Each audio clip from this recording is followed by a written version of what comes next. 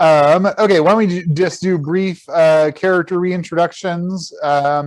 So you have Captain Resita Oslar. She is half-elf female rogue inquisitive. She is the captain of the Epiox. You also have Milana. She is a elven female bard eloquence. She's your communications person. Your pilot, Teresa. She's a human rogue thief. She is the daughter of Bartholomew the Brazen, and she is ambitious and ruthless. And engineering, Gita.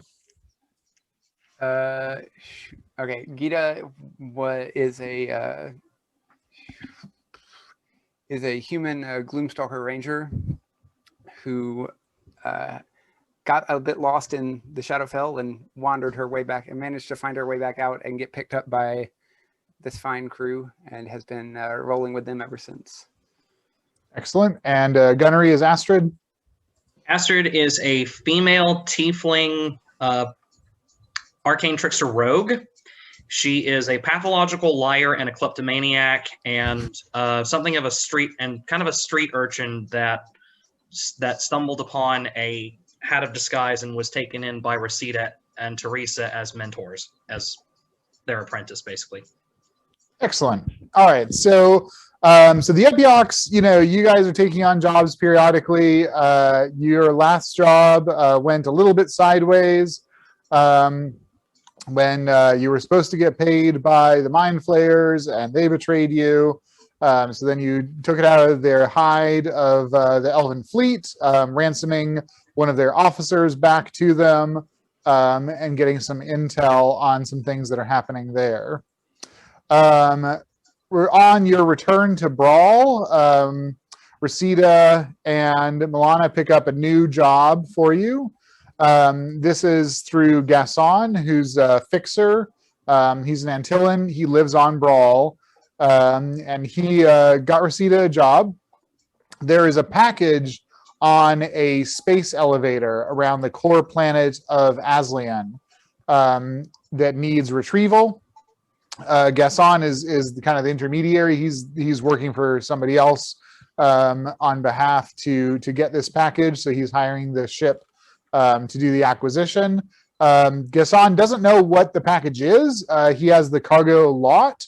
The cargo lot is 1138.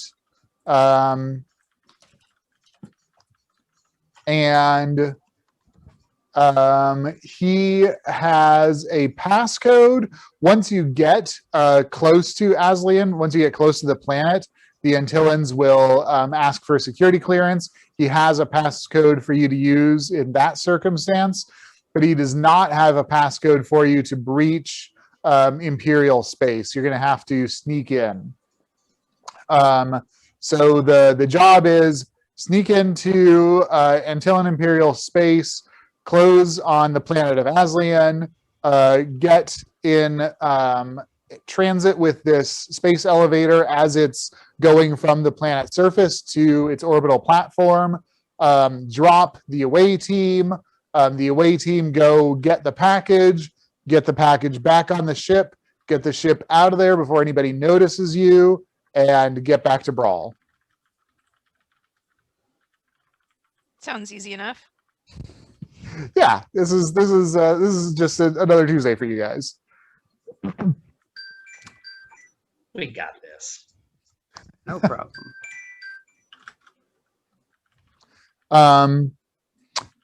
And I have to apologize. I am on call for work, so I will try to minimize disruptions. Okay, any questions about any of the steps of the job before you get going? So it's get into their space, get into Antillan space, Imperial space, get there, sneak the thing in, sneak the thing out, or like get in with the code. Like we have the code once we're in their space and we have codes to get onto Aslian. Aslan. Yeah. Okay. So we're not. Yeah, and you're not actually going to land. You're going to intercept the elevator as it's in transit from the surface to its orbital platform. Gotcha. Right. So we're not going on the elevator and going down. We're catching what's on the elevator. Exactly. Yeah. So the elevator is going up. And the idea is you're going to bring the Epiox in alongside it. Away team goes on. The Epiox goes somewhere, hides out. The away team does their thing, finds the cargo, and then back on the Epiox and out of there. Gotcha. Can anyone, I guess someone has to be able to pilot besides Teresa. Resita usually pilots when you are Okay. on the away team. Okay, Yeah, she's reasonably competent. She's not as good as you are, but she's pretty good. of course not. Yeah, so she's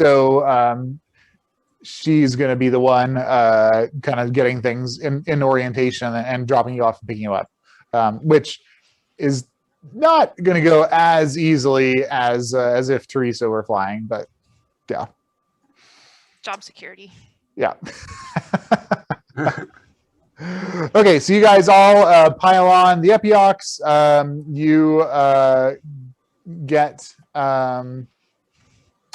You get your supplies ready. You get the ship all set.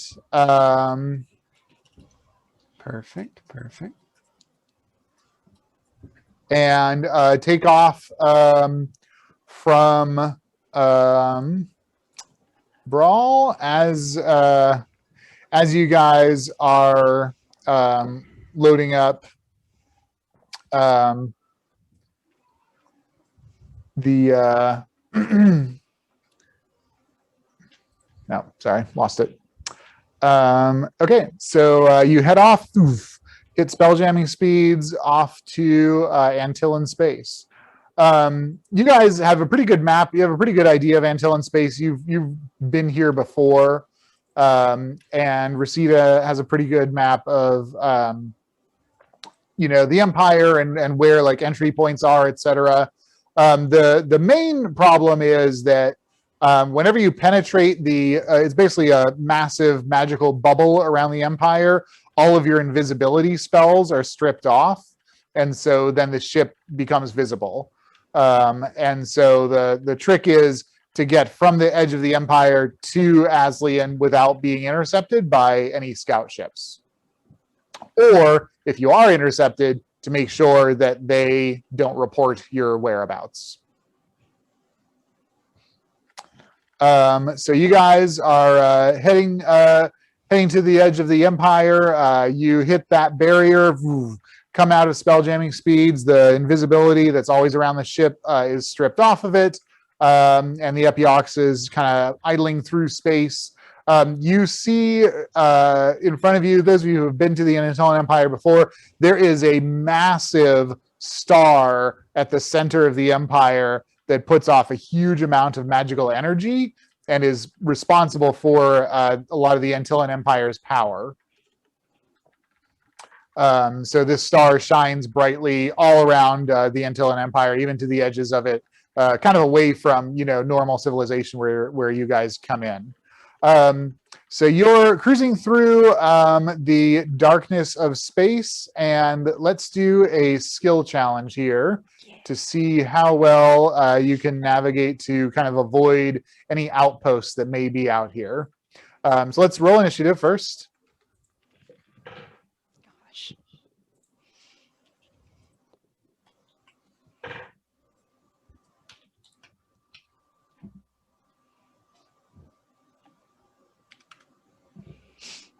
All right.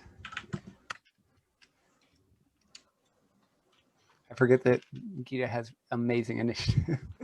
Yeah, like you've got an advantage on initiative, and then like charisma bonuses or something. Wisdom, I don't know. it's wisdom added to my initiative bonus and rolling with advantage. Nice. Yeah, that is straight up Oh, those bonkers. Gloomstalker features? One of them is, and the other one is my magic item. The Ah. advantage is my magic item. The wisdom is the Gloomstalker. That's pretty cool. Yeah. Okay, Gita, what are you going to try to do to facilitate silent passage through the edges of the Empire here? Okay. I am going to use my incredibly good perception to try and spot out anything that might be roaming, any patrols that might be roaming, so that we can sort of see where they're going and skirt around them. And that is a plus a 23. 23 perception. Okay. That is pretty darn good. Okay. Rosita is going to use insight to try to intuit where the Imperials would bother keeping their listening posts. And she also got a 23. Astrid. What's Teresa's stealth? Teresa's stealth is pretty amazing. I think it's +9. Yeah, we all have great stealth. Yeah. Okay. Yeah, mine's great. Is it your best? Teresa's also great at a lot of things, so I wouldn't worry about it. I'm the best at stealth of all, not of all of the things I'm good at, which is a lot. I'm the best at stealth. Okay. I'm going to. All right. I'm going to try deception. Okay. As a way of just kind of like, I don't know, kind of backseat driving my way through, figuring out like what's the best path to take to avoid detection. Yeah, definitely. That's a total of 23. Ooh, man. 3 23s in a row. Is Wait, it seriously? knock it out of the park? Okay, Teresa. Teresa is going to fly as stealthily as she can by also taking what seem like unlikely routes to go by and swiftly avoiding anything they think might be an oncoming ship. This is Cool. a team effort. Well, Yes. I rolled a natural 1. And So she's that's a what? 10. 10. 10? Okay. All right. Milana. Milana is going to use her knowledge of nature to think about where it would be less likely that they would put listening outposts on different asteroid bodies. She did not do very well. She got a 9. Okay, so you guys have 3 successes and 2 failures. I forgot to give you the conditions. You need 5 successes for this challenge. So we're back up to the top. Gita. Gita is going to use survival to see if she can see any trails, any paths where people might have recently passed. So Okay, that we yeah. can avoid their patrol routes. Great. Getting an 18. 18. Another success. All right. Rosita is going to use her knowledge of history to remember where the outposts have been that she's encountered before. That is a 24. So you guys successfully you are ghosts in this whole system. You easily maneuver around the edges of the Empire, avoiding any of the major listening posts. And as you are approaching the core planets, you are fairly able to avoid detection, but you do end up getting picked up by a damselfly. But because you are navigating so smoothly, so there's this damselfly kind of behind an asteroid. It spots you and it takes off. And because you're navigating so perfectly through this thing, you are right on its tail. And we are going to go to ship combat. All right. So we'll keep the same initiative, if that works for you guys. So, hang on, it's a little bit loud. Okay, so Gita, you are in engineering, so you can try to boost engines to help stay close to that damselfly ship. Otherwise, you could do your duty to add command points so that Teresa is able to try to close. Yeah, what do you want to do? I'll do my duty for the beginning. Okay. Just great. trying to generate some more command Yep. points. Okay, so Okay, so the ship gains 1 command point with that. Okay, Reseda is going to give... well, you know what? You guys need to blast this thing out of the sky, and you're already close with it. So he's going to go ahead and give support department to Astrid to take a shot at this thing. Okay, Astrid, guns. Thank you. So support means that.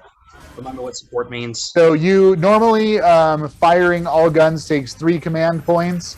The captain reduced that by 2, so it only costs 1 command point now. So you can fire all of your weapons at this fleeing damselfly to try to take it down before it gets away. I thought we only had the 1 gun.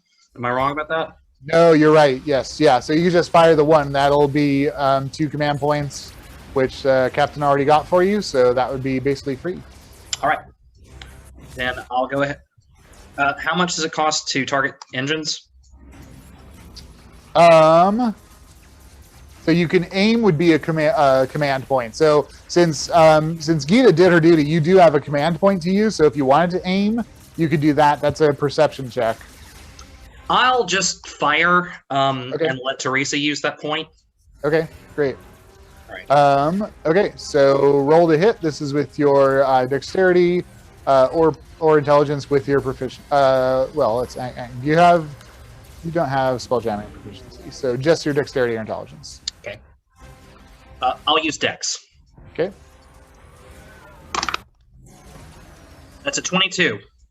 22. All right, bam! The blast hits on the shields of the damselfly. How much power did you put in that, by the way?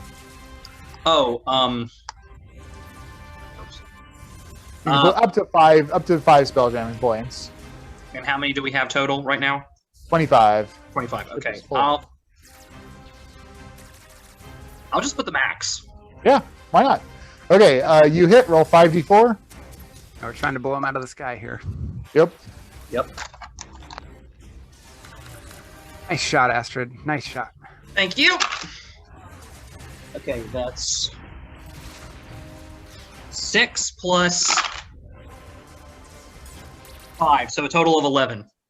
11. All right, you hit them with that single blast. It burns through their shields completely and goes through to the ship and burns a hole in their hull as well. Nicely done. Damaging them for sure. Teresa. We have 1 command point. Correct. Okay, not really enough for her to do anything. So she is going to go above and beyond. Okay. She is going to use sleight of hand to steer very dexterously to stay on the tail of this damselfly. Awesome. Roll it. 14. Okay, great. So your proficiency bonus is how much? Good question. 3. 3. Wow. Okay, great. So you guys are up to 4 command points. Very cool. Okay, the bad guys go. They are in a bad way. So they're gonna try to. They're gonna try to escape. They got to escape. So Teresa, roll your spelljamming skill check against their pilot. I rolled a 13 altogether. 13. Okay, they got a 17, so they got 1 point of escape. So the damselfly pulls a little bit further away. That burned some energy on their part. They're going to reboot some of their shields, but not all of them. All right. And then Milana. Milana's actually going to raise your guys' shields because they're not up yet. Good call, Milana. So that uses that. So you guys have shields pull up. All right. Okay, start at the top of the initiative. And I can't remember if I mentioned this to you guys, but command points are resetting every round. I can't remember if we did that last time or not. I know the first time we carried them over. Okay, but they reset every round. Right. Okay. Gotcha. Okay. Okay. Gita. So do we have any command points right now? No. Okay. Are we also doing it where we can like rearrange the order? That's a good question. I originally that was the mechanic. I thought I would try to keep it with initiative. Okay. So 'Cause maybe if we're resetting the command points, and I'm first, then I'm never gonna have command points to do anything. that's a Yeah. that's a good point because you're not gonna because you need command points to boost your engines and whatnot. Right. That's Yeah, what I was that's true. wondering. Because Yes. if we're resetting, then I would need to like shift down in the order so that we could boost engines and chase. Right. Yeah. Which that's a good point. So I guess that'll be up to Reseda to do to figure out the order. So when do you want to be After the pilot, for sure. After Teresa? if she could, or after the captain, because if she could like assist Okay. me, Yep. that would help. Got it. Okay. Because then we could close with them. Right. Okay. Reseda rearranges the order on her action. She's going to go ahead and help engineering so that you could boost the engines to try to catch up with them this time. Try and boost them so that we can close on the ship as they're trying to pull away. Exactly. Okay, that's Reseda. So then Astrid, so you have 2 points for engineering. All right. Oh wait. Oh, sorry. I'm sorry, Gita. Okay, so I'm going to boost the engines. What do I need to roll for that? It just says roll appropriate tool use against DC 10. Yeah. Do you have? I have Thieves tools. Yep, that's good enough. Cool. So I have proficiency in that. So it's just Dex. Yeah. Yep. Dex and proficiency. Yep. Okay, I easily hit that DC 10 check. I rolled like a. Okay, great. So they had pulled away. You guys catch up. That takes a quarter of your tonnage spell points or spelljamming points. So you guys. And we used 5, so we're down. We used 5 out of our 25. Yep. And then that used another 6. 5, 6. Okay. Oh, it's a quarter of our total. Okay. Yep, quarter of the total tonnage. Yeah. Right. Okay, great. Cool. So they lost that point of escape. You're right on them again, Astrid. Okay. Do I have enough points to take another shot?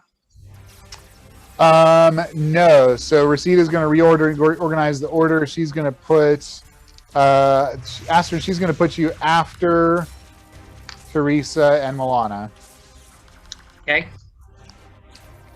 Okay, so Milana is going to do her duties. That gives you a command point, and then Teresa. She is going to go above and beyond. She's going to use intimidation to sort of feint our ship at them as though she was in some way going to ram them or pull up alongside them. Nice.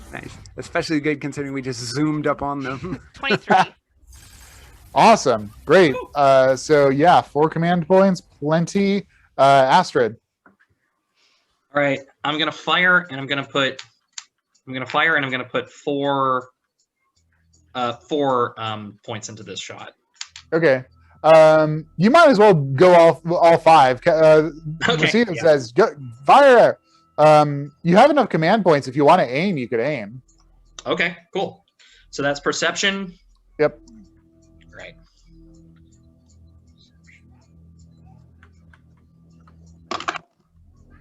That is a non-natural 20. Yeah, that'll spot it. So roll your attack with advantage. Blast him out of the sky, Astrid. Okay, that's a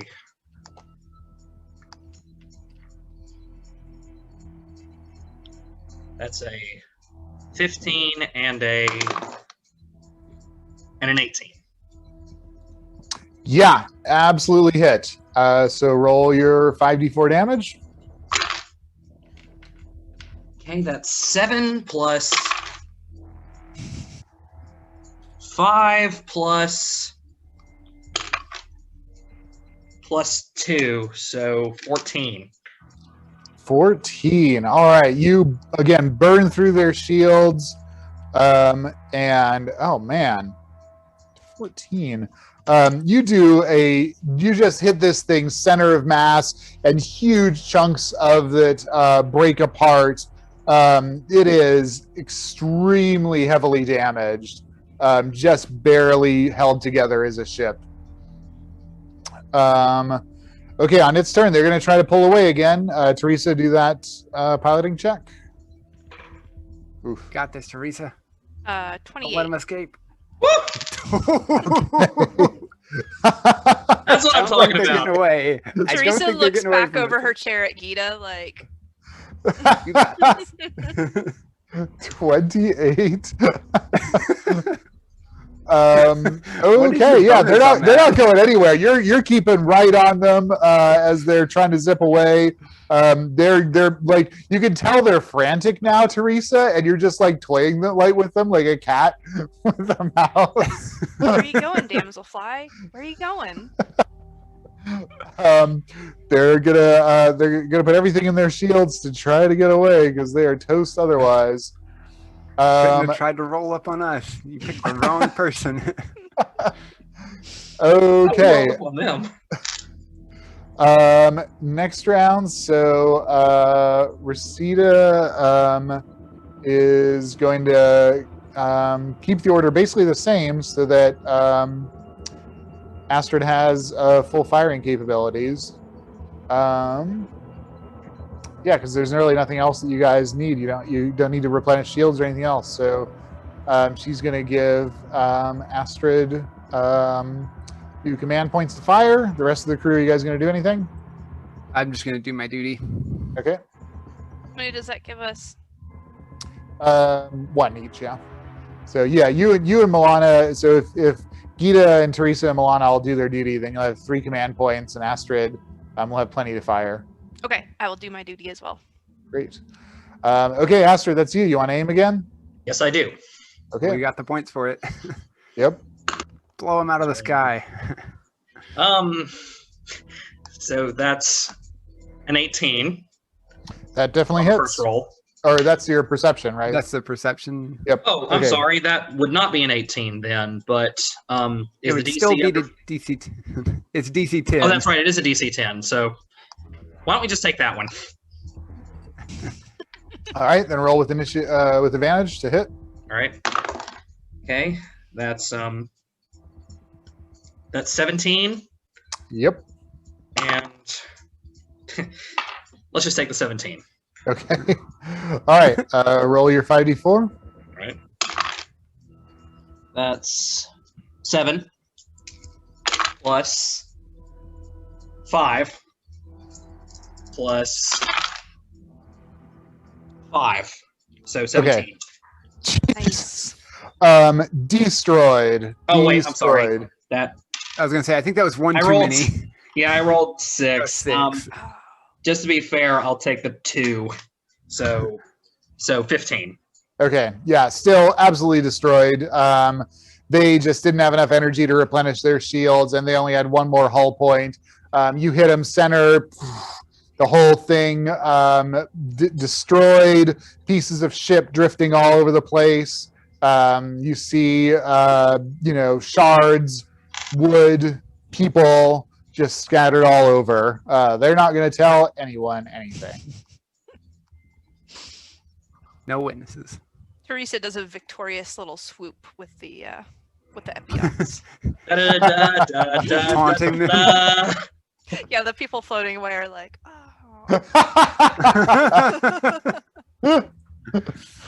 Nice. Okay, so you guys continue on your course to Aslian.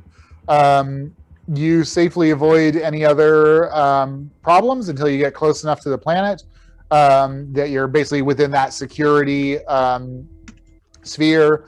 Milana Milana gets you through with the passcode that you guys were given, no problem. As you're approaching the planet, you see the space elevator, this huge construction going from the surface of the planet to this platform. You also see orbiting the platform a huge crystalline ship. You all know what this is. This is one of the famed crystal ships of the Antillan Empire. It's fully 10 times larger than the Epiox, probably more. It's a massive 300-ton monstrosity of a spelljamming vessel that is only possible by the physics of spelljamming because of the power of the Antillan sun. It produces so much energy that they harness that for these massive ships. So that ship is kind of cruising around as you guys are on approach. You get through on your passcode. You see the elevator coming up from the planet's surface, and you need to pull in alongside and line up with it. So Teresa, you can do the initial kind of approach and then pass it over to Reseda.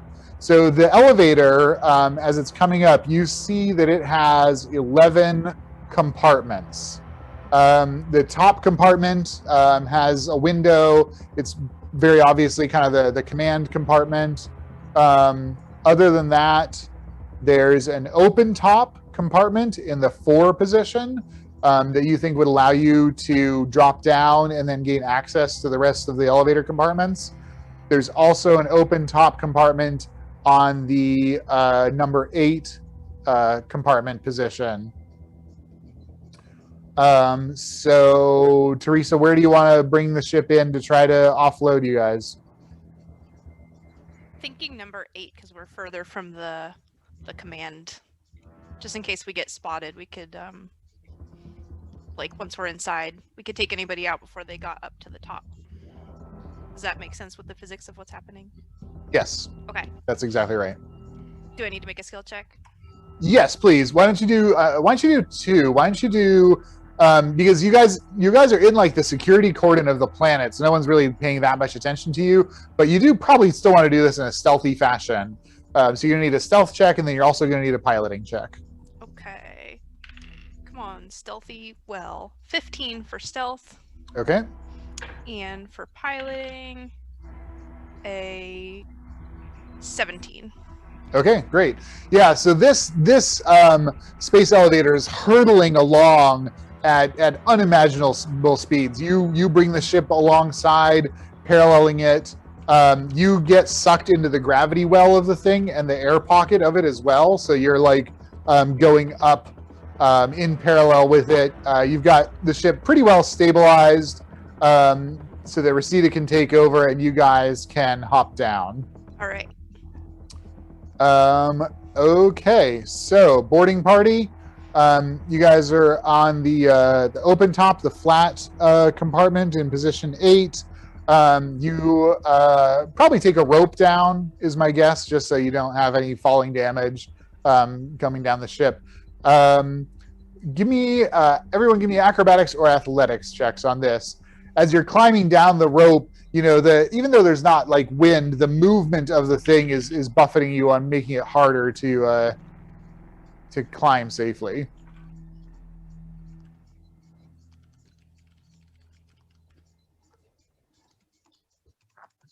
Okay. And Teresa? 24. Oh, sorry, I see. Okay, great. Okay, so what's the order here going down the rope? Teresa will go first. Okay, great. I'll follow right behind Teresa. Okay. I guess I'm going last. Okay, Teresa, you go first. You land down on the platform, crouch down, look around. There's nobody here. It is a flat, basically piece of steel, and it's connected at both ends to the rest of the elevator.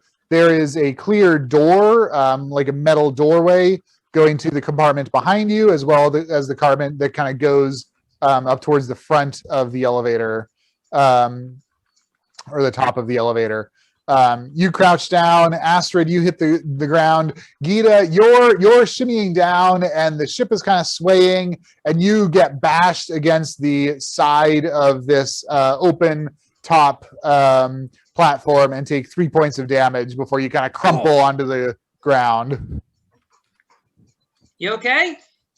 Yeah, yeah. I'm fine. I made it in. And Gita kind of glances up at the ship like it was their fault. Great. Nice. Rosita, seeing you guys all disembark, she takes the ship and goes on the other side of the elevator, kind of in its underbelly where it would be less likely to be spotted. Okay, so you guys are on the elevator. It's very disorienting because you're stuck. Like the gravity well is in line with the elevator, but like you're like looking down at the planet. It's very like it's a 90-degree disorienting sort of thing. Like you feel like you should be falling towards the planet, but you're like stuck up against the gravity well of the elevator. So wait, which way is the gravity oriented? Is it like perpendicular to the planet? Exactly. Yes. Okay. Yeah. Inward to the elevator? Yeah, so the elevator, like the elevator is this long chain basically, and that's the gravity well that you're stuck Gotcha. onto. So we're looking like So, like- straight at looking Yep. forward. We see the planet. Looking forward, you see the orbital platform Okay. because you're got it. headed Straight up behind us. towards that. Straight behind us is the planet. Exactly. Okay. Got it. Yep. And we have so no idea what this thing looks like that we're supposed to be retrieving. you've got a lot number, and that's it. Yeah, we don't have any idea of like its size or anything. Cool. Nope. Cool. There is an implication that since it has a lot number, it'll be labeled in a cargo area. Like you don't think that it's going to be like, a passenger walking around with a label or something, but not impossible, but that was not the impression that your fixer gave you. Gotcha. So there's the door going to the back 3 compartments, or there's another door going to the rest of the elevator.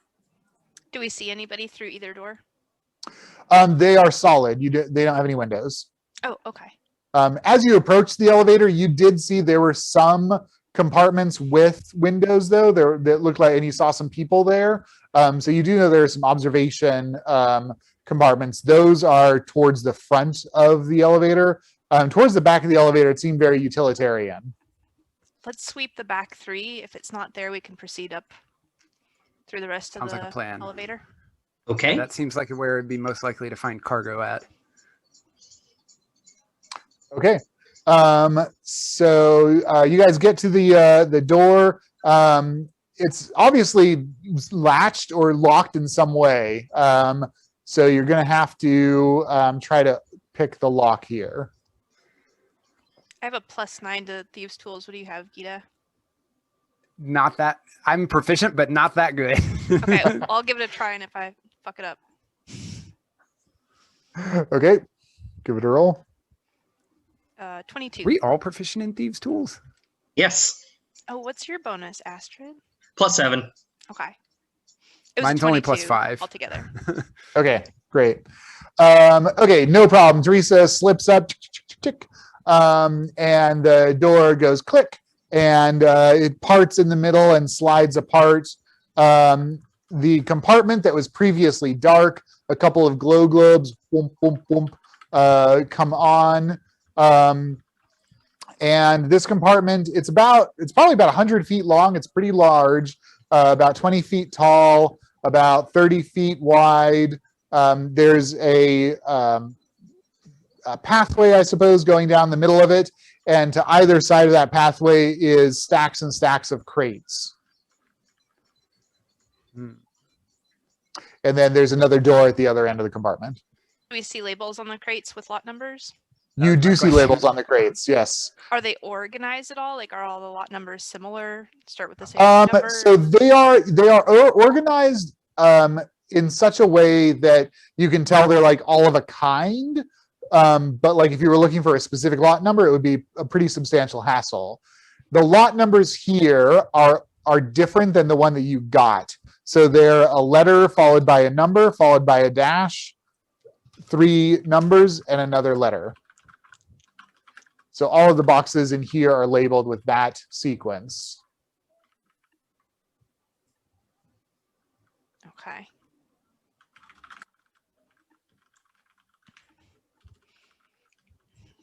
Should we waste time looking through these to see if any of them resemble the lot number we're looking for, or should we move on? None of these, this isn't even the right format. I think I would, my gut says keep looking for ones that are at least like numbered just with numbers and not letters. All right, let's go to number 11. Okay. So you guys go to the other door.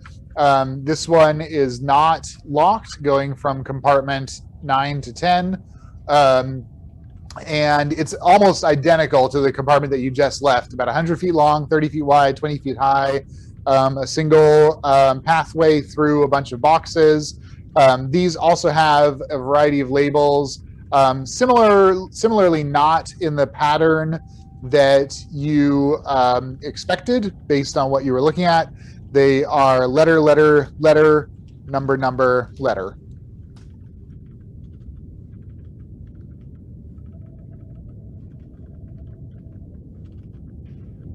I think we might be looking in the wrong place. And there is one more door going to the 11th compartment here. All right, let's scope it out, guys. Yeah, we might as well check it out. Okay. All right, you open the door. This compartment is dramatically different than the last two that you've seen. It's still about the same dimensions, about 100 feet wide. But you notice that instead of a large open compartment, there's a single hallway. And along that hallway, there are a couple of doors. And then there's a door at the end of the hallway. So there's 2 doors on either side. So 4 doors total on the right and the left, and then a door at the end of the hallway. All the walls here are also made of wood. Teresa whispers, do you guys hear anything? Does this look like what I would imagine a passenger compartment to be? Give me knowledge history. Non-natural 20. It doesn't look like there are as many doors as you would expect for a passenger compartment, even a first class one. You suspect that it might be some utilitarian, like elevator personnel, sort of like offices or that sort of thing potentially. Gotcha. Okay. It could also be where the staff have their quarters. But if you guys want to have a listen at any of the doors. Yeah, I'll creep up to the first door on the left and try and listen in. Okay, great. Go ahead and roll. Yeah, Roll go it. ahead, Astrid. I was going to say, I'll take the one right after that one. Okay, great. Yeah, go ahead and roll both your perception.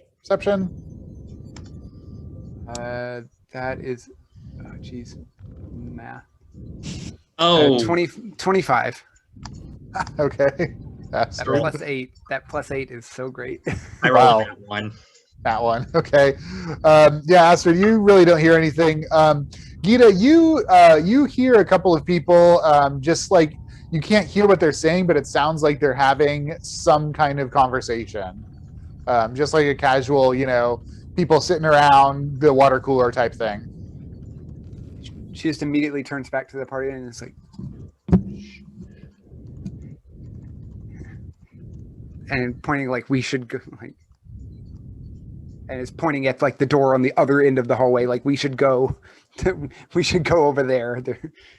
And she Okay. just keeps like insisting. Be quiet. Yeah, we'll let that 25 ride for Gita. Listening to this other door, you hear on the other side of this door some like pot kind of clanging sounds and like silverware, and it sounds like maybe it's a food prep type area. There are also people in there. She's just like And then waving there's them one more along. door. There's doors on the other there's- side. Yeah. or There's on doors. one Yeah. side? So Gita, listening at all of the doors, You don't hear anybody on the 2 doors on the right.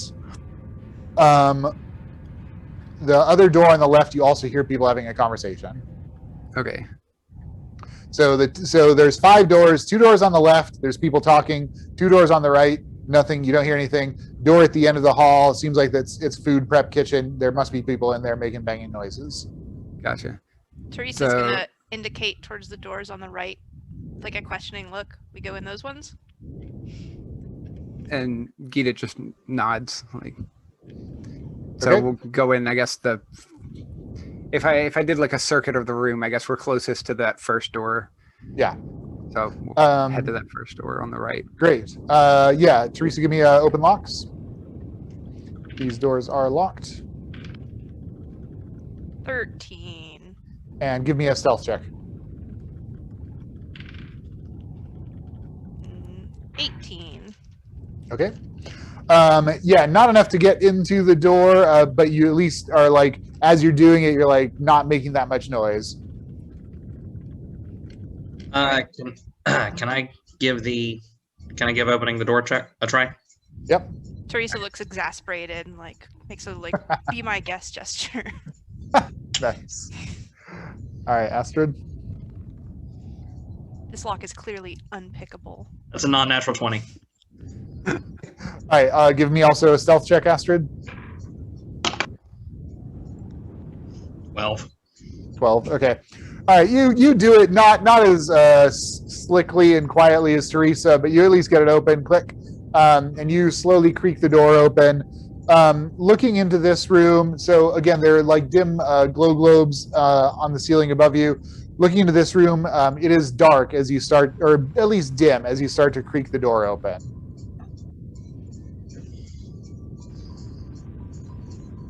Am I the only one here with dark vision? No, I have it too. I'm the Okay. only Oh, one right. without it. Oh, I think Teresa has I have goggles. goggles. Oh, at you've night, got the so goggles. Teresa flips down her goggles. Okay. Are you guys all gonna creep in there? Yeah. Let's sneak Okay. in and take a look. Okay, Gita, give me a stealth. Actually, all of you give me stealth checks. Eee. Non-natural Well, 20. okay, that's not terrible. 15. Okay. All right, Teresa kind of covers a little bit for Gita. Okay, you guys Did that creep bump into in. something and Teresa's like, hey. Nice. Yeah. So yeah, the light in here is dim. You do see there are glow globes in the ceiling here as well. They're turned down, and you see about 6 bunk beds in here. They're kind of crammed pretty close together. There's like a trunk at the foot of each one of them. And there's 3 people in here that are sleeping. There are 2 people like sitting on a bunk bed having a whispered conversation who do not seem to have noticed you as you've opened the door and come in. Teresa begins to back out of the room Okay. All right, you guys. Astrid's gonna You fall guys with her arms Back. out, like let's all back out. Yeah, just slowly backing away. Okay. You stealthily back away. They do not spot you. You quietly click the door closed. Everyone in there, it looked like they had like standard issue pajamas and like uniforms that seem like they're staff of the elevator. In that case, I'm going to use my hat of disguise to try and replicate that uniform. Ooh, yeah, for sure. You look like a elevator employee now.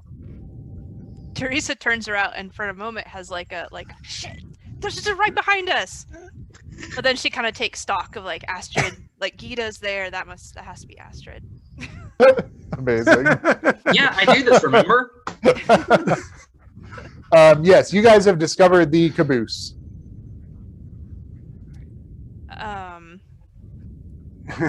Teresa points at Astrid and points at the remaining door, because theoretically Astrid should be able to look in there pretty safely.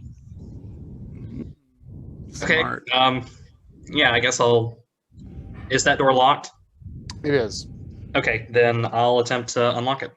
Okay. You're just gonna go find a corner to hide in, to like wait in. Okay. Yeah, to Teresa be a will follow gloomy Gita. gloom ranger in. Okay. Exactly. That is a total of Dex plus proficiency, so total of 25. Click. All right, Astrid, you click it. You walk in. Exact same setup as the other room. 6 bunk beds, a couple chests. There are 2 people sleeping in here. Okay. I'm going to use Mage Hand Legerdemain to open one of those chests. Okay. Yeah, it looks like it's a chest that has people's personal effects. You know, some change of clothes, a couple of keepsakes. If you look at one of the ones of the people that are asleep here, they also have various of their gear and equipment, including a couple of coin pouches. Ooh, I'm going to take one of those coin pouches. Great. You mage hand it over to yourself?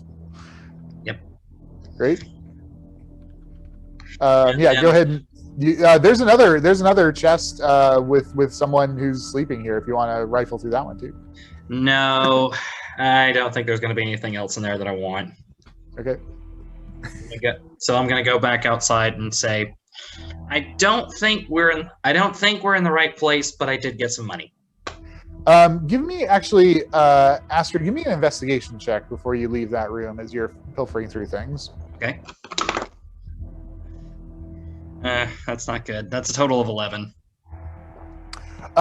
It's not bad. You do also notice that there are a couple of ID cards in the chests of the 2 people that are sleeping here.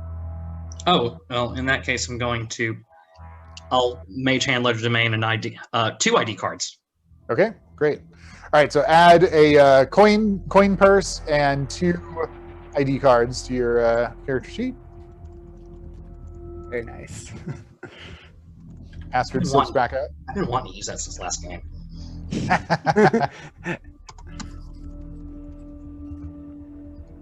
Okay.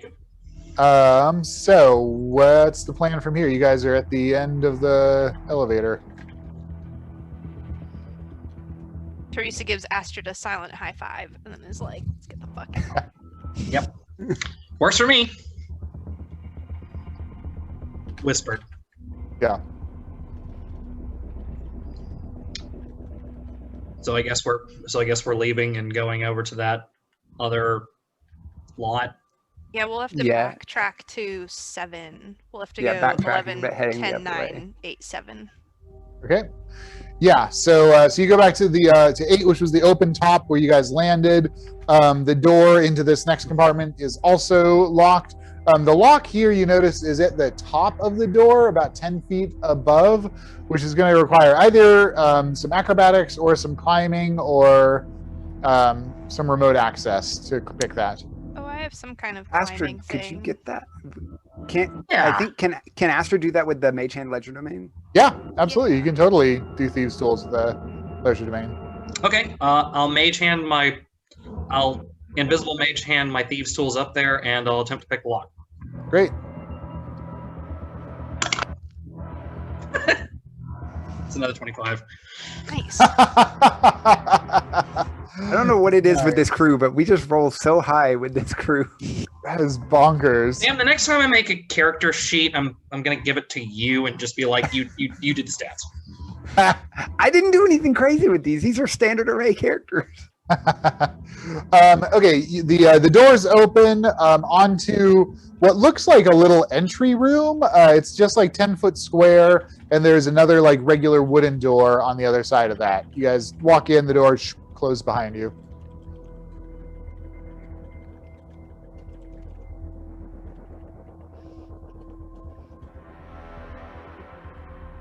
So it looks...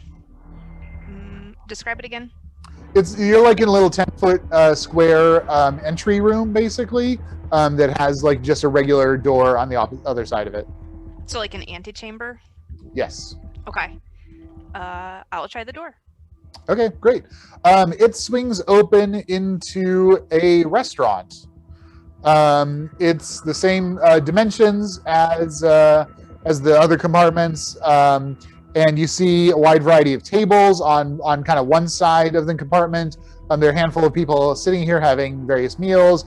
On the other side of the compartment is like where the kitchen is, and the bar area. A couple of people glance up at you without very much curiosity as you open the door and come on into the restaurant compartment. You see there are a variety of servers walking around. They're all dressed very similar to how Astrid is kind of in these kind of official uniforms. I'm going to look around for somebody that looks like they know the lay of the land pretty well. One of the passengers or one of the staff? One of the staff. At the other end of the compartment, there's like a maitre d' stand area, or you could flag down one of the servers as they're walking by. I'm gonna go up to or I mean, you're dressed as a staff. You could just like walk into the kitchen if you want. Yeah, I guess I'll go into the staff and see if I can find like somebody who's in charge of outgoing deliveries or something. If there's someone. Okay, like go into the kitchen? Yes. Okay. Yeah, you go into the kitchen. It's controlled chaos there. People running all over the place. People shouting orders, knives, chop. It looks like a complete disaster. Okay, in that case, I'm going to back out and go and be like, okay, original plan. I'm going to go talk to the maitre d'. Okay. Teresa, Astrid, Teresa, Gita, what are you guys doing with all of this? Just looking, are you trying to look inconspicuous, I suppose? So is the kitchen to the side of the restaurant, yes. Or is it the next compartment forward? No, the kitchen is like the left-hand side of this compartment, and then the tables are the right-hand side. Okay. Well, the way I see it, we can either sit down and eat, or we can just press on through and hope something's good on the other side. But just standing here is gonna look terrible. So, Teresa's gonna just walk through like she just always walks through the restaurant. This is very normal. Gita is just following behind Teresa. Okay, deception? Great. Give me, deception for both of you. 13. Not amazing. Also a 13. Okay. I'm following your lead. Okay, one of the servers pauses and looks at you, Teresa and Gita, and she's like in the middle of something, so she doesn't like spend too long, but she pauses and she's like, can I help? Can I help? I always feel sick on these. I can't eat. And Teresa just keeps on walking. Okay. Okay, she kind of looks after you guys like a little bit suspiciously, but then shrugs and carries on about her business. Okay, Astrid, you go to the front of the compartment, and there's the maitre d' there. This very pretty Antillean woman in her early 20s. She kind of gives you this bright smile. Yes. Hi, can you help me out? I have a big problem. Are you wearing either of the ID cards, Astrid? Or are you Yes. just in the uniform? Okay. I have a big problem. A passenger asked me to retrieve something from a lot, but I just got on here, and I'm having trouble finding it. Can you help me find it? Or tell me where to go? Okay. Hang on a second.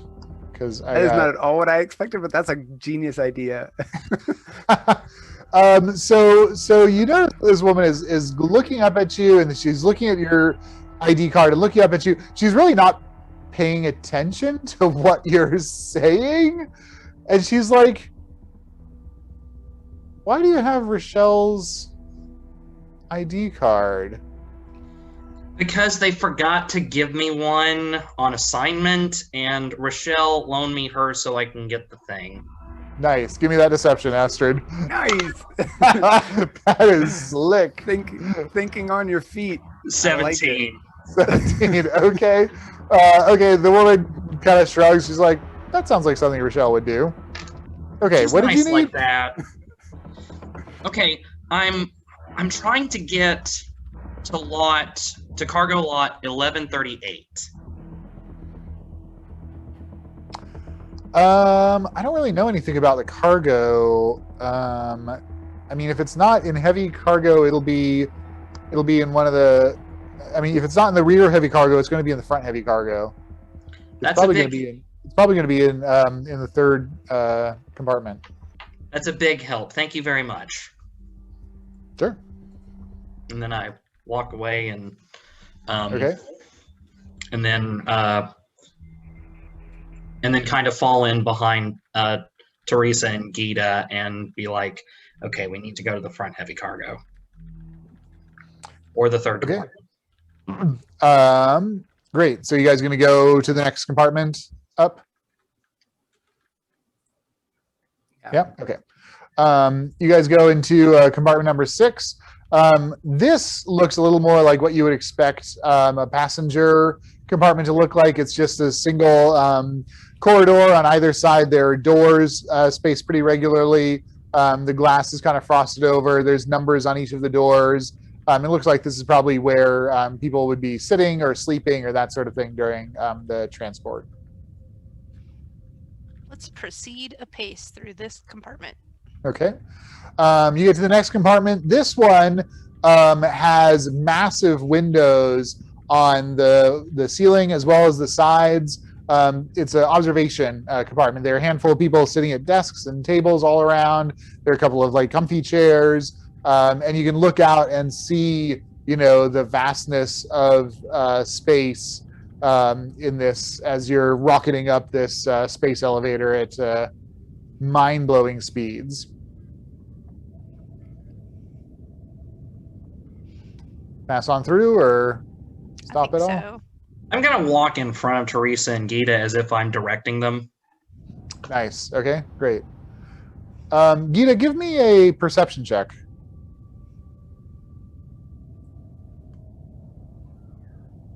Oh, sorry.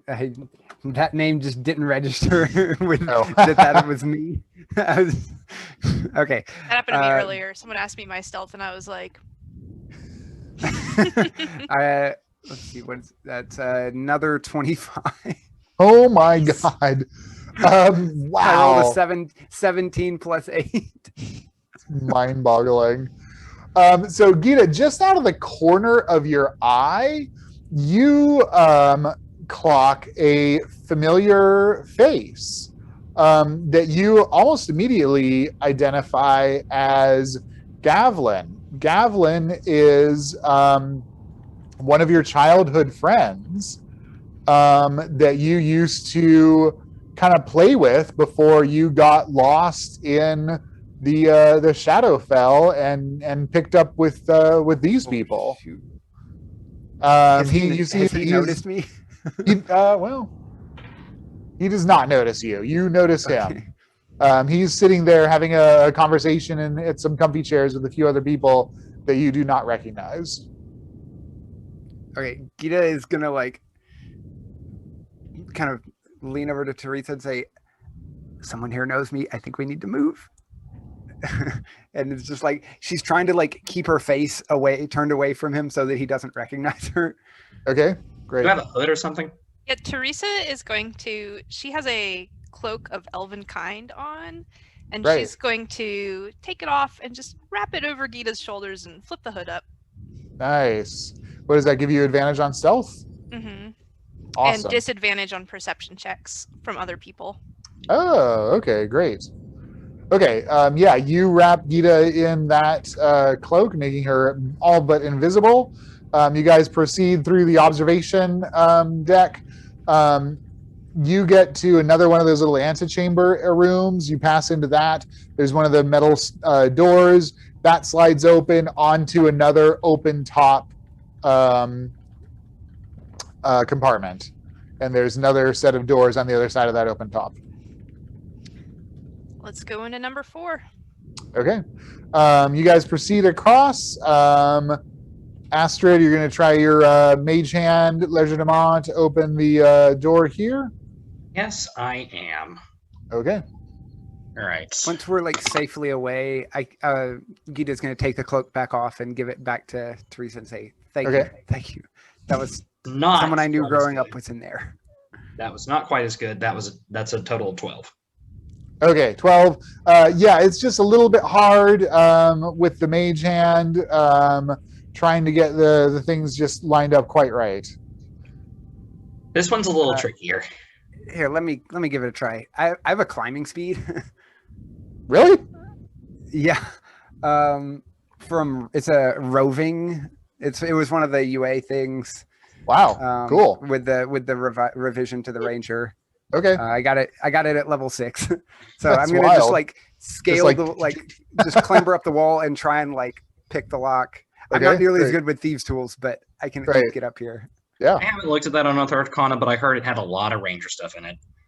They gave them a lot of rework there. I If they rolled needed this. I also I heard am that. proficient, so it's Dex plus proficiency. Yeah. Yep. Oh, proficiency is 3, not 2. That's a 21. Nice. Yeah. rolled No 15 problem. plus So 6. Gina's just like hanging on with one hand and is like reeling through. It makes a satisfying click. The doors slide open. This compartment has bars on either side along its whole length, and each of those has separations to create a series of cells. As you guys progress into this compartment, you see that the cells are labeled. It looks like someone's written in chalk up on a little placard on each of the cells. The numbers are 4 digits. And in the first few cells, as you walk in, there's like a dwarf in one of them. On your right, there's a couple of humans all over. There's a half-elf here. There's a halfling. There are a few gnomes. As you walk along, all of them are not interested. They don't pay attention to you. They're just like huddled in the floor. They don't have any clothes on. There's just like a little like automatic dispensing tray for water that they can like stick their mouth in and try to get water. They look fairly pathetic and ragtag. So Is for there an 1138? There is, as you guys progress down the compartment. The numbers aren't exactly in a reasonable order, but you're checking all the numbers. You get to a 1138 cell. The cell is empty.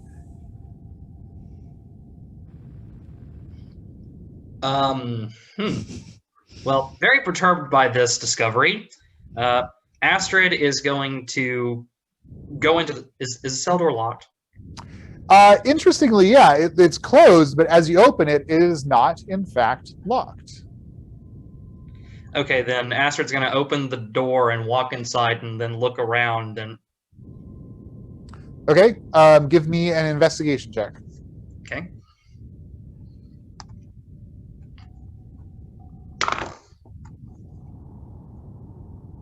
$17. 17. So looking around, you don't see any like obvious footprints or handprints or anything like that. You do notice some like a few tufts of like hair, as if it was shed, not like long hair, but like as if it was hair that was shedded, that is orange in color. Okay, I pick up a tuft of this and I bring it up to Gita and say, well, whatever was in here, I think it left this behind. Can you do anything with this? Can I tell what it was? Give me a history. Like what kind of creature? Or nature. Yeah, actually knowledge nature. Okay. Yeah, I'm not proficient in either of those, so it's the same. Yeah. 7. 7. It's soft, it's clearly not human hair. Does it some seem kind like of some animal. kind of animal? Yeah, Okay. some kind of animal. And I forgot to tell you guys, you do have a communication stone with the Epiox that you can communicate two-way to let them know basically when you're ready for pickup. Gotcha. Okay. Can I take this? I don't know if this is exactly how the spell works, but can I use this hair to try and cast locate animals or plants to see if I can locate whatever animal left this behind? That sounds very plausible. Let's see what the spell says. What source is that in, Sam? That is a player's handbook spell. You know what? Yeah, I'll let you be a focus to help you, even though you don't know the name Yeah, or since the I don't. type That's of- why I was wondering. I was like, it's not exactly as written, but I have part of its hair. Here, Yeah, so like for maybe sure. I can figure out where the why don't you closest do one an Arcana check, Gita, to try to get the spell to work in this way? Cool. Oh boy. That's a 1 for a total of 2. Fuck. You know, Gita's good at shooting things and climbing, and stealthing. She's just not good at jury rigging magic on the fly. Look, if we were smart, we wouldn't have to steal all our gold, okay?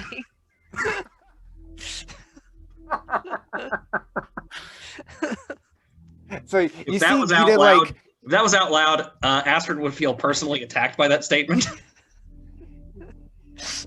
you see Gita take the hair and like incant some spell and like she's trying to get it to work and it's just like, yeah, I don't know, man. I don't know.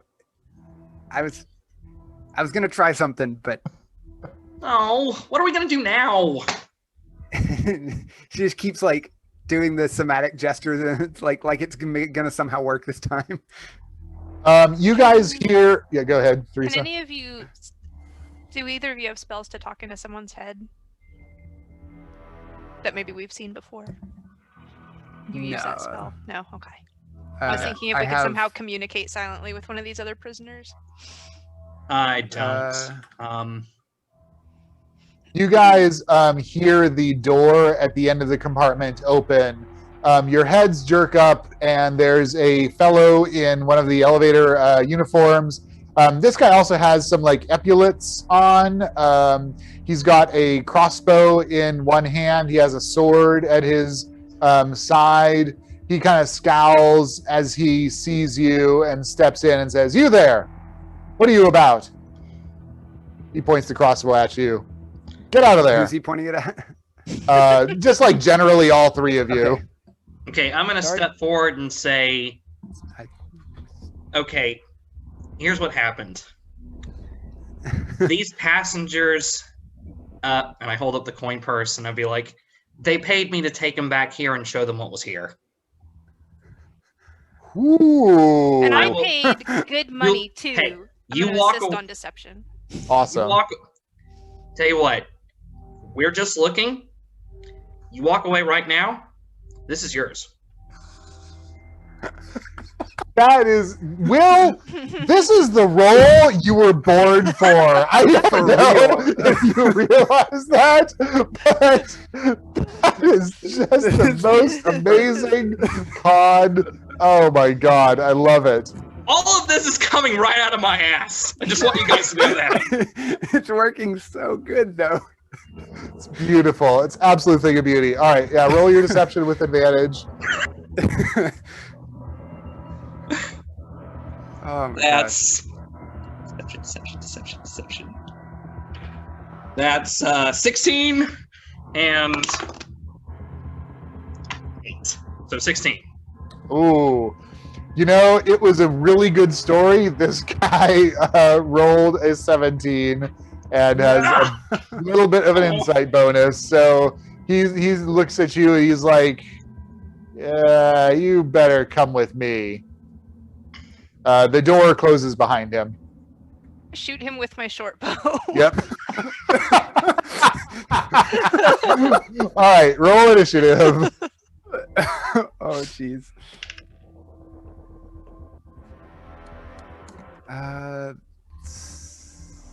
I'm so glad I get advantage on initiative. Nice. I rolled a 1 on my first one. I'm sorry, that was 23, not 24. Okay.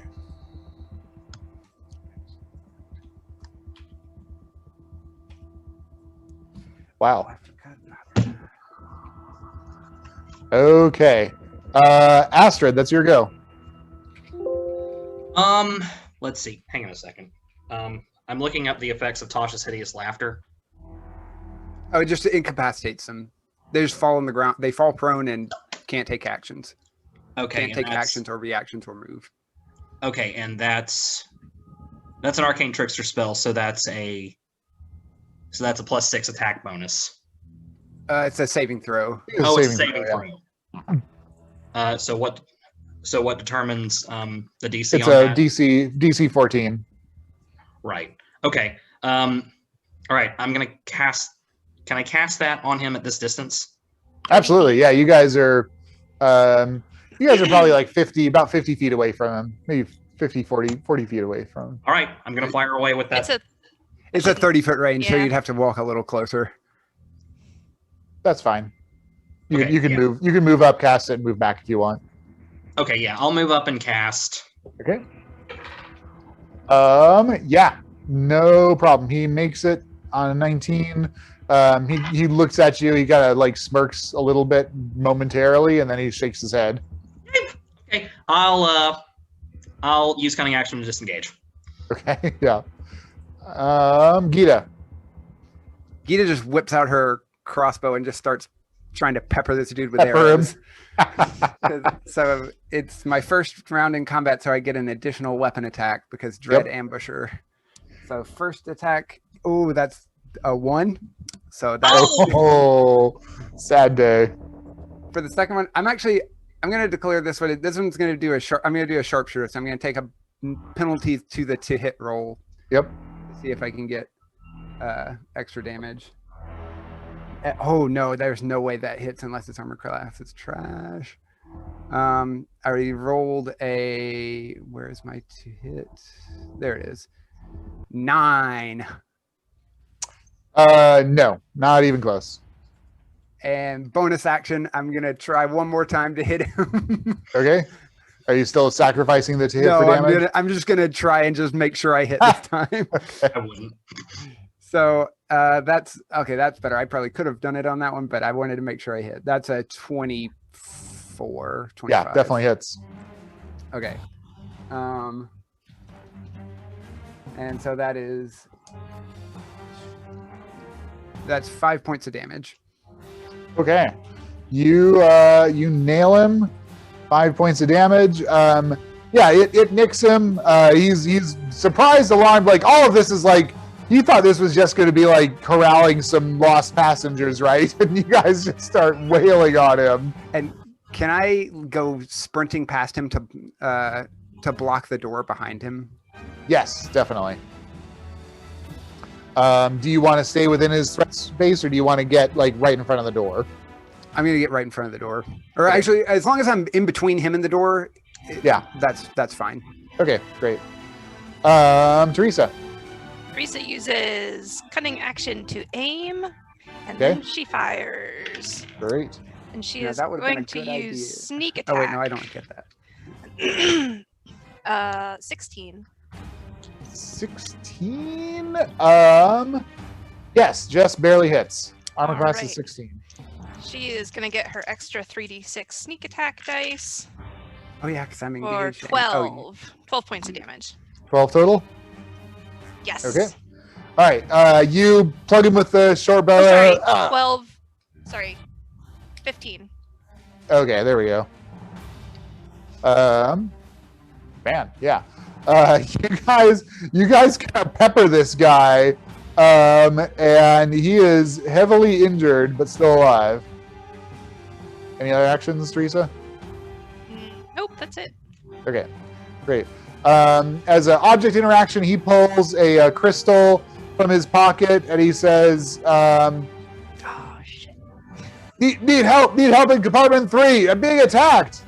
And he fires off a shot at Astrid as the magic user. He's interpreting you as the largest threat. Does he get disadvantage on that since I'm engaged with him in melee? Yes. And he rolled a natural 1, so that crossbow bolt goes flying off, strikes one of the slaves in the foot, and they scream, "Ah!" Okay, back to the top. Astrid. I'm gonna take a leaf out of Teresa's book and aim and fire with my short bow. Great. Magic did not work. Okay. This is rolling with advantage then, is that Yep. right? Mm-hmm. That's a 23. Hits. Okay, and so that's 1d6 plus. How many sneak attack dice do I have again? We're level 5, so Sneak attack is 3d6 at level 5. right. So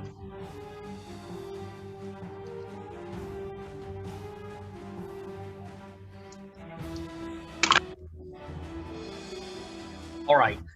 So 6, and then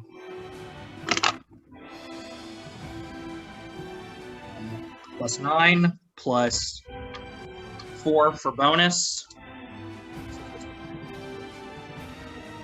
19 damage. 19 piercing damage. Yeah, that's a lot of damage. Do you want him to survive this attack or not?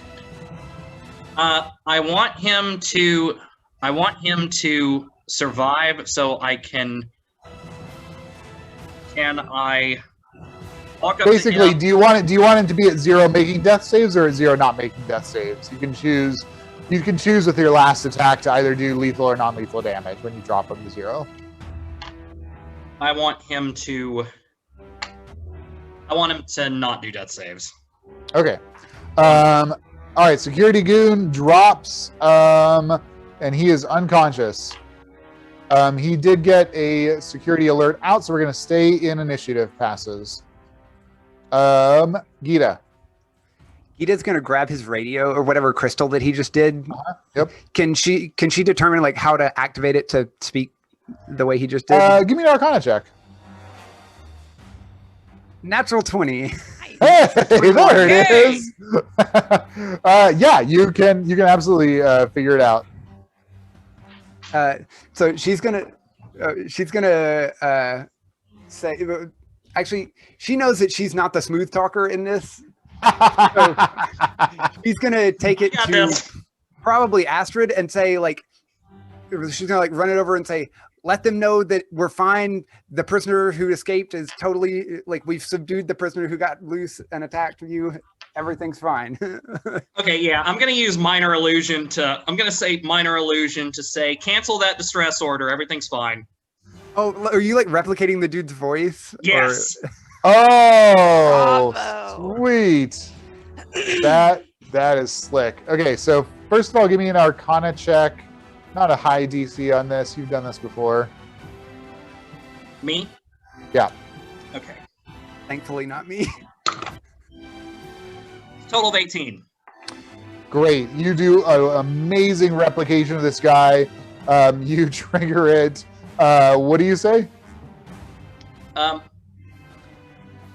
Belay that. Cancel that distress order. False alarm. Okay. Give me your deception check.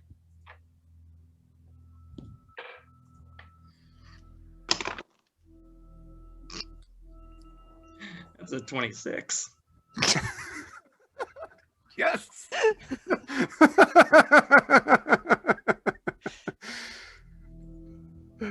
How high is your deception? 7. Plus 7. Plus 7. A good roll. Incredible. Okay. I'm like, Well, I guess fuck me. We don't need to be in initiative anymore. Does this guy have keys on him? Does he have like a key, like any keys or any ID badge or anything? He does. So he has keys that you guys would be able to use to not have to keep making all these thieves tools checks. Astrid, can you disguise yourself as him with his ID badge, and we can put him unconscious in this cell with a blanket over him? yeah, can I Yeah, do that since I'm already let's- Yeah, I don't see why not. Let's, Yeah, have him let's gag disguised. him and put him in here with a blanket on him and lock him up in this cell. Maybe with a little bit of the hair to make it look like it's the shedding animal. And we take I mean, there's his hair in the walkie with cell. us too. Yeah, I'll use my hat of disguise to disguise myself as homeboy here. Does he have an ID on him? He does. Okay, what's his name? This is Vertuccio. Vertuccio. Oh, Okay. what a turn of events there.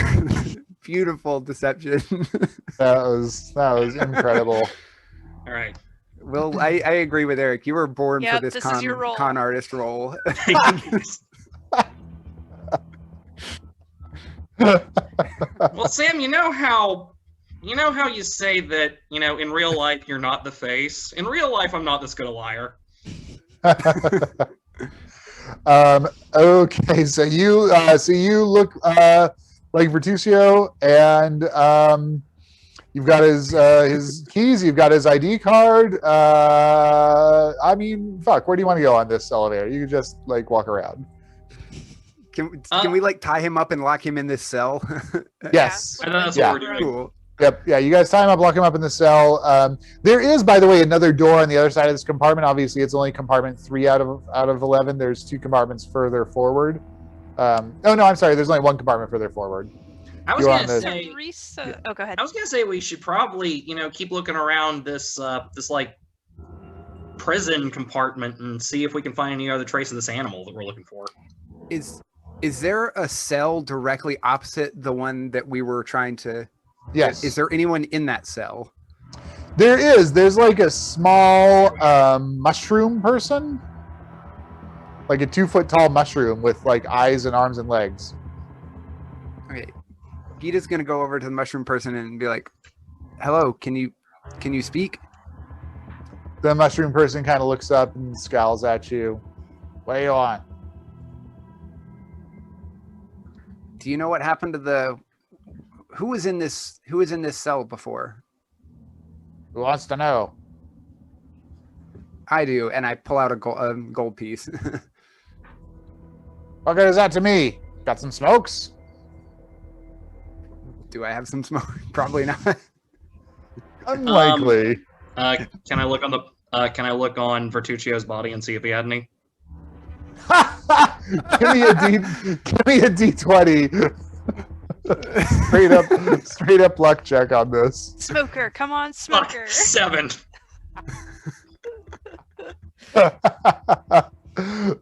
No, he did not. You do find a little hip flask on him. Ooh, all right. I take that out and be like, we don't have any smokes, but I think he's got something good in here. I'm gonna open up the top and smell it. Okay. I mean, it smells like 1 step down from turpentine. Ooh, whatever this is, it's strong.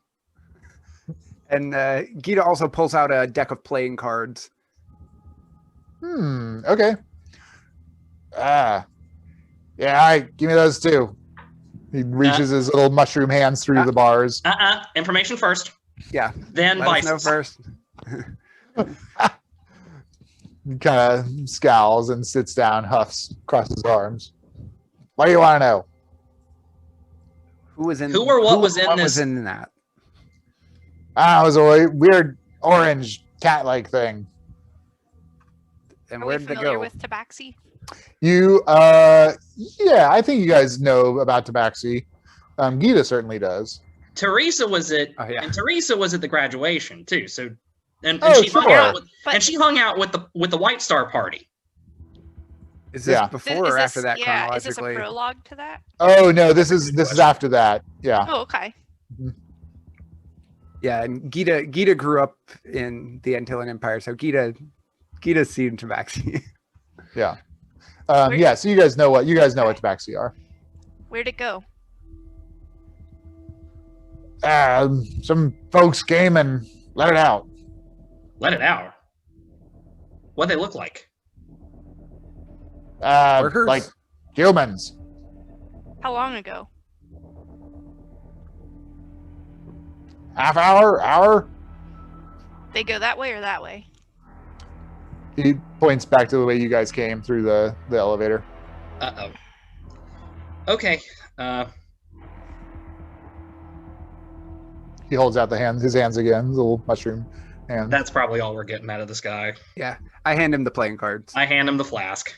Okay, he takes the playing cards and kind of plays with them for a little bit. He takes the flask, smells it. He takes a sip of the flask, and like half of his mouth and throat dissolve from this stuff, and he just like staggers back and then drops to the ground and is dead. Shit. Oh. Huh. Now might be a good time to leave. Astrid, can you grab me those cards back? Oh, yeah, sure. Mage hand. And the flask. Do we want the flask back? Yeah. Oh, yeah, that we could can be use to useful. poison people. Okay, yeah, I'll mage hand both of them back. I hate to be hard-hearted, but when Vertuccio wakes up, he's going to be able to finger us. I mean, it was his flask. You want to pour it down his throat?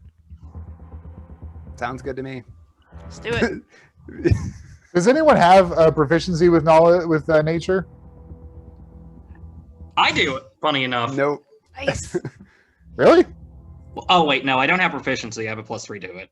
Okay, I was like, dude. I was like, I don't remember that. Okay, so you guys are going to give Vertuccio the contents of the flask? Sure. Yeah, it was his flask. Okay, yeah, he like kind of sputters and some of it like dribbles out of his mouth. The same thing does not happen to him because he is not made of mushrooms. Shit. Let's just can we take something like spill it on the ground like he just like I want to make it look like he just like got wasted in here or something, like something crazy happened in here. He's tied up to probably not gonna fly. I mean, he's tied up. He's covered with a blanket. He's been shot through with arrows. Oh yeah, the arrows. I forgot the arrows. The arrows are probably gonna make this awful suspicious. Let's just leave him here. When he wakes up, he's going to know all of our faces, except Okay, I have a question about minor illusion. Okay. Will it go away if I leave? I mean, it doesn't last forever. Yeah. What's the duration? An hour? No, a minute. Yeah. 1 minute. Okay, never mind then. Yeah, he definitely knows what we all look like except for you. And pointed Astrid. But yeah, you guys actually do not yet, in spite of all your antics on the Epiox, you guys actually don't have any bounties on your head anywhere so far. Yeah, we don't have any bounties right now. I say we keep it that way. And take that one of two ways.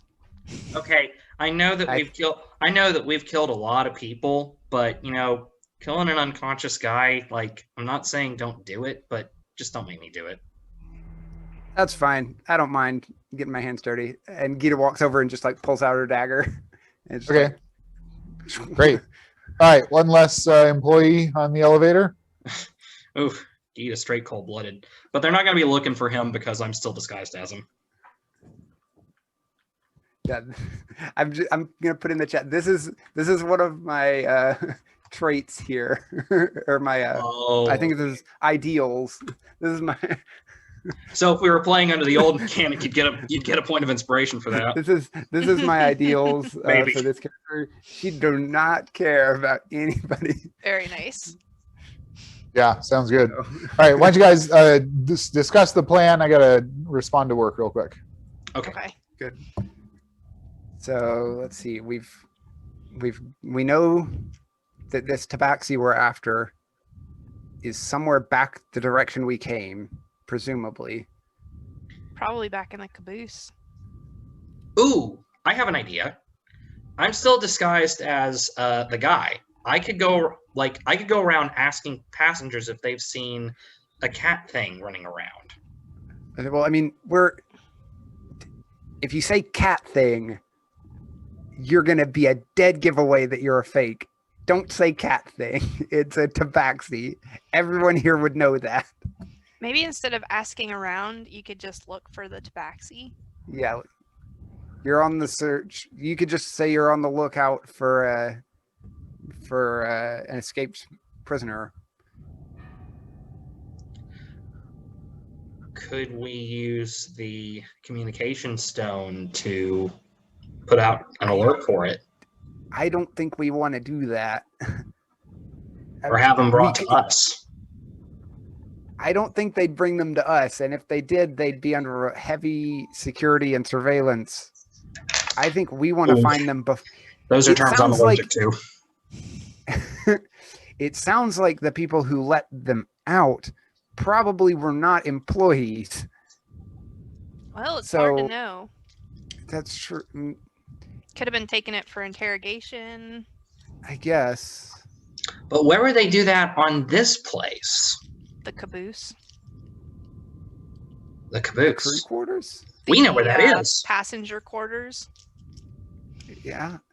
Astrid, you think you could act like you're on patrol and listen around and get back to us if you figure out where the tabaxi's located? I could do that. Yep. You want to practice a reason why you made a false distress call? Saw something in one of the cages that temporarily became not lethargic and lashed out at me. And it just kind of, and it startled me for a moment. Sounds good. So we're going to go roaming around looking for this tabaxi. Astrid going around as Vertuccio. What are we doing, Teresa? I think we should hide here while Astrid does reconnaissance.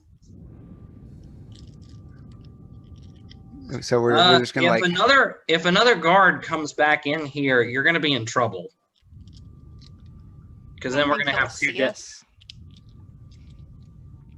I mean, if we need to stash a body, there's room in that cell.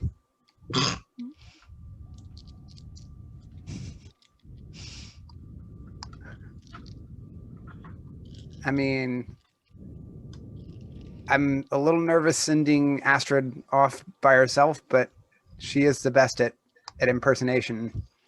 I think her odds alone are better than her odds with us. I think they That's already true. clocked us a little bit in that restaurant. Yeah, they did seem kind of suspicious of us.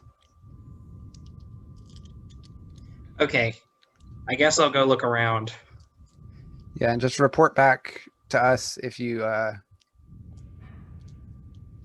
find them. Wait, did you say we have a way of communicating back to our ship? Yes. Can the Do we ship also have a way of communicate talking back to to each other? us? Yeah, they can. You guys can have a two-way communication. Usually not like long conversations because like it's basically like message. So like each has a 25-word limit, and so it gets like choppy if you have long conversations. Oh yeah, gotcha. So even if we couldn't directly message, like send messages, I don't know if Astrid could directly send messages to us, but maybe we could relay to and from the ship, like Astrid to the ship to us. If we've found something, like if Astrid comes across the tabaxi, could she let us know by way of the ship? You have one communication device that Teresa has her hand on. Oh, gotcha. Yeah. Mhm.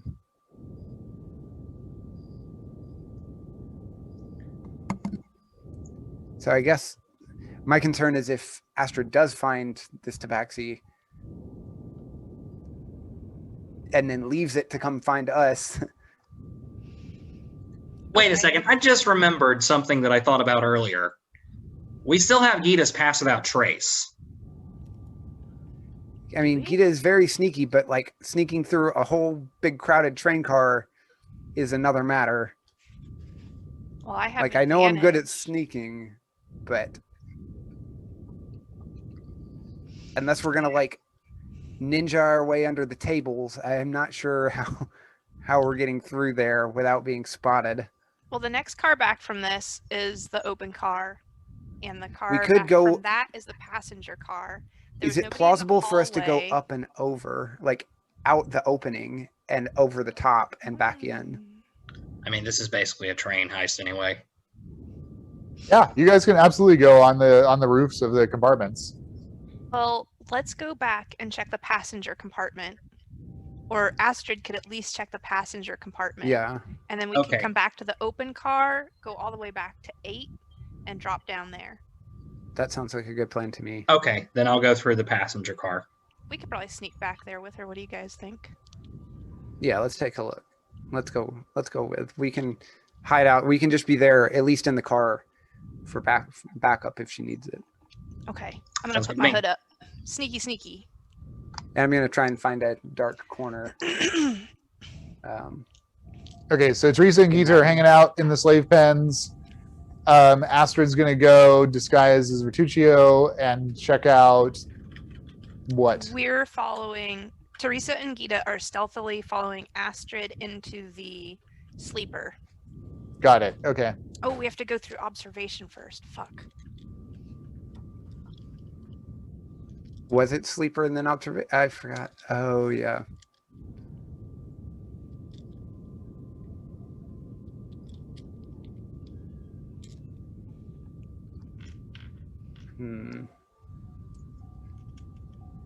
Maybe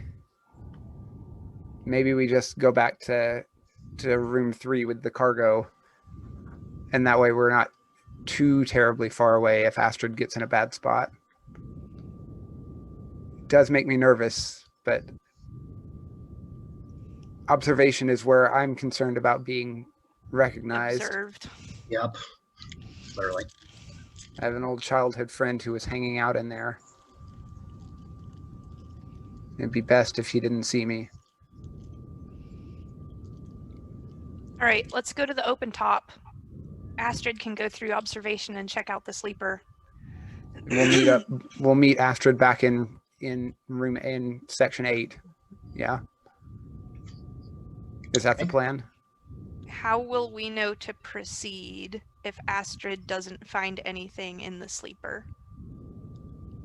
Can wait if the observation was it glass all over, even over the top, or just down the sides? it was mostly on the sides and part of the top, but there was a strip down the center that did not have glass. So could we hypothetically like peer down into the observation from above and see Yes. Astrid? Okay. Yes. So Signaling us? signal it. Yeah. Astrid could come into the observation deck and signal us, and that way we'll know. Hold up either 1 for meet you in sleeper, or 2 for meet you in heavy cargo number 9. Yeah. Or 8, where we can go back in, right? Yeah. So 1 for for meeting sleeper. you back in sleeper, 2 for meeting you at 8. Okay, so sleeper if I do find something, 2 for if I don't. All right, cool. So we will head out onto the roof. Okay, so you guys are gonna climb. You guys are gonna climb up out of the observation compartment onto the Now's top a of that. good time for pass without trace. Yeah. So I'm gonna cast Pass Without a Trace as we go up. And Lizzie, did you say Teresa has like a climber's kit Teresa, or something? climbing costs no extra movement because of second story. Oh, she has second story work. Yeah. Oh, right. Yeah, this is not a problem for Teresa at all. And you've got climbing. You've got a climbing movement. Yeah, I've got the roving for climbing, so we're both like pretty good at climbing. I You was just worried guys- about us falling off. Yeah, you guys have no problem getting up there. And I'm going to say with that second story work, that Teresa's pretty darn competent at like rigging herself into, places so that she doesn't Very fall. nice. So you guys are exactly the team for this job. Woo. It's almost like we're made for this. We're prepared. Are you going to cast Pass Without Trace then? Yeah, I'll cast Pass Without a Trace just to make sure that no one like spots us as we're crossing that observation platform. Got it. Okay, cool. Yeah, so why don't you guys both give me either athletics or acrobatics, first of all, just to see how well you succeed. So well. So 28. acrobatics, 25. Not 28. 25. 25. For both of us. I rolled Wow. a 19 plus 6. Same. That is the number of Same this game. Z's. That's incredible. Great. And then give me a stealth check as well, each of you. With And I your have plus 10 from advantage. Pass Without a Trace. Great. Well, I rolled an 8 on the dice, but that means it's 24. I rolled an 18, so that's 28 plus 9. 30. Look, I'm gonna roll 37. my 37. die just to see what I would have gotten. Well, I rolled a 10, so that would have been a 30. If you Incredible. had been sneaking with it. What's crazy is I keep rolling 19s as well, but it doesn't matter this time. Yeah, I rolled an 8 plus 6 plus 10. Okay, yeah, you guys hop up to the top of the compartment, no problem. Position yourself on that little strip where nobody would see you. You have a view down into the observation deck. Astrid, you, in the form of Reintroductions, go into off of the open top into the little antechamber around the observation deck. Go onto the observation deck. As you enter the observation deck, you see coming from the other side another security guy, as well as a human dressed in flowing red and yellow robes. These robes kind of seem to move of their own accord. This is clearly some kind of magic user. They kind of meet up with you in the middle of the observation deck. The other security guy kind of looks you over and is like, Reintroductions, are you all right? Everything okay? Yeah, just there's something in that card that I'll whisper to it. There's something in that card that's really, really nasty, and just happened to be really pissed off that somebody was within earshot of it, and I kind of freaked out for a minute. Please don't tell anyone. Nice. All right, roll your deception. Can he have advantage because he practiced it? Yes. practiced deception. We did rehearse. You did rehearse. We told him, like, well, okay, like, come up with your lines. Not a 25, but a 24. Okay. All right. The other security guy kind of shrugs, like, yes, there's terrible things back there. Well, I'm glad you're okay. He and the wizard guy. I'm fine, just embarrassed. All right. He and the wizard guy turn and walk away. All right, I'm going to continue on into the sleeper. Okay. Yeah, you're in the sleeper car. So this has about 12 doors on either side of this hallway. So 24 doors total. Okay, I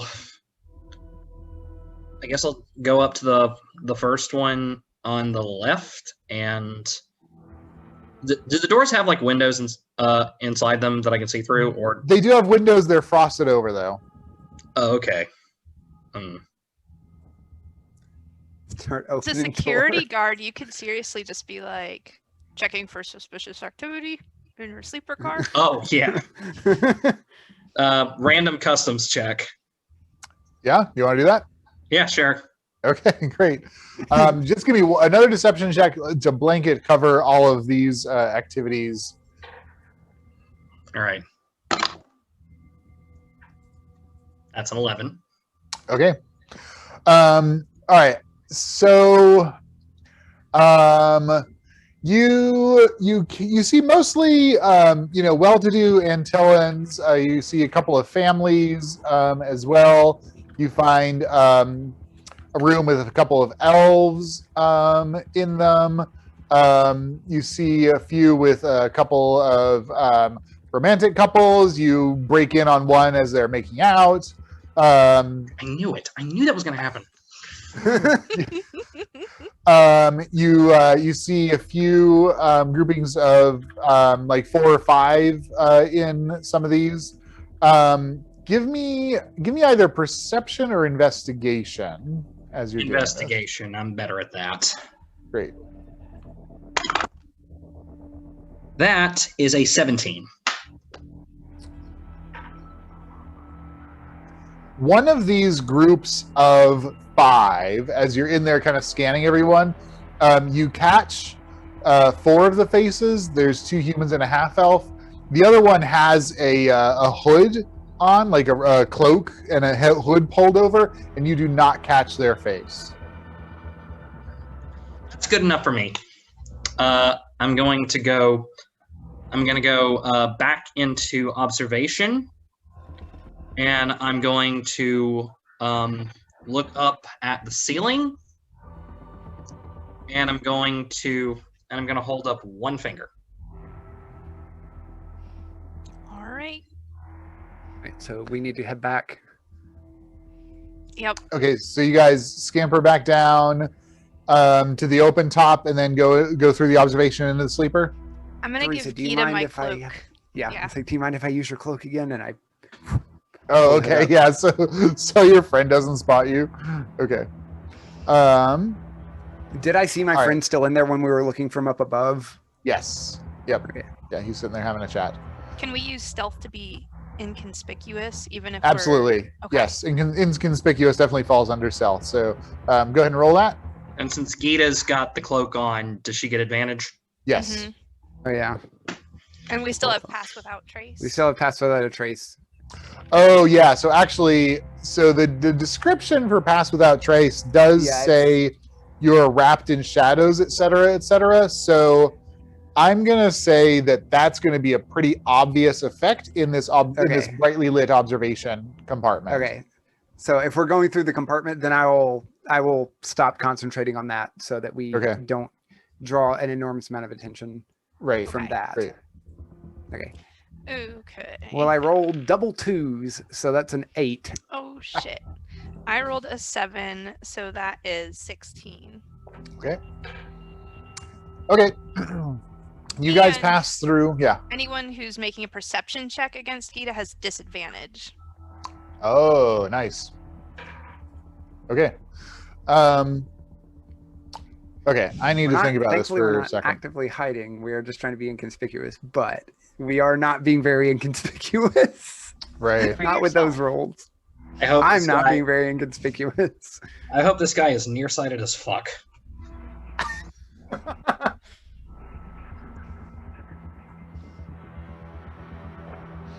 Okay, give me a second to think a little bit, you guys. I'll come back to you in a minute. No worries. I'm While gonna Sam's get freaking out, I'm gonna go get a drink. recognized. I'm so gonna get recognized. The Ah! question is, do I just run away? Well, it's just a childhood friend. If it Well, if that's it is that true. person, it's not like I'm wanted. But he's gonna be like, Gita! Well, no one's looking for us.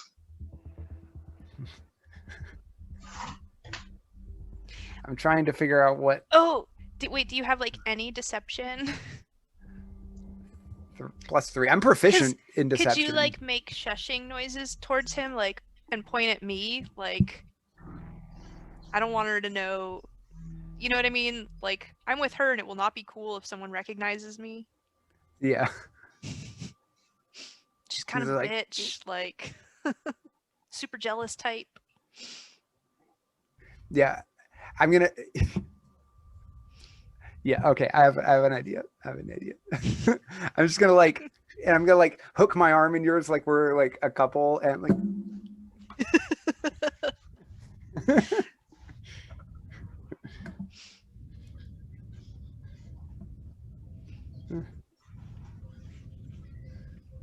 Oh boy.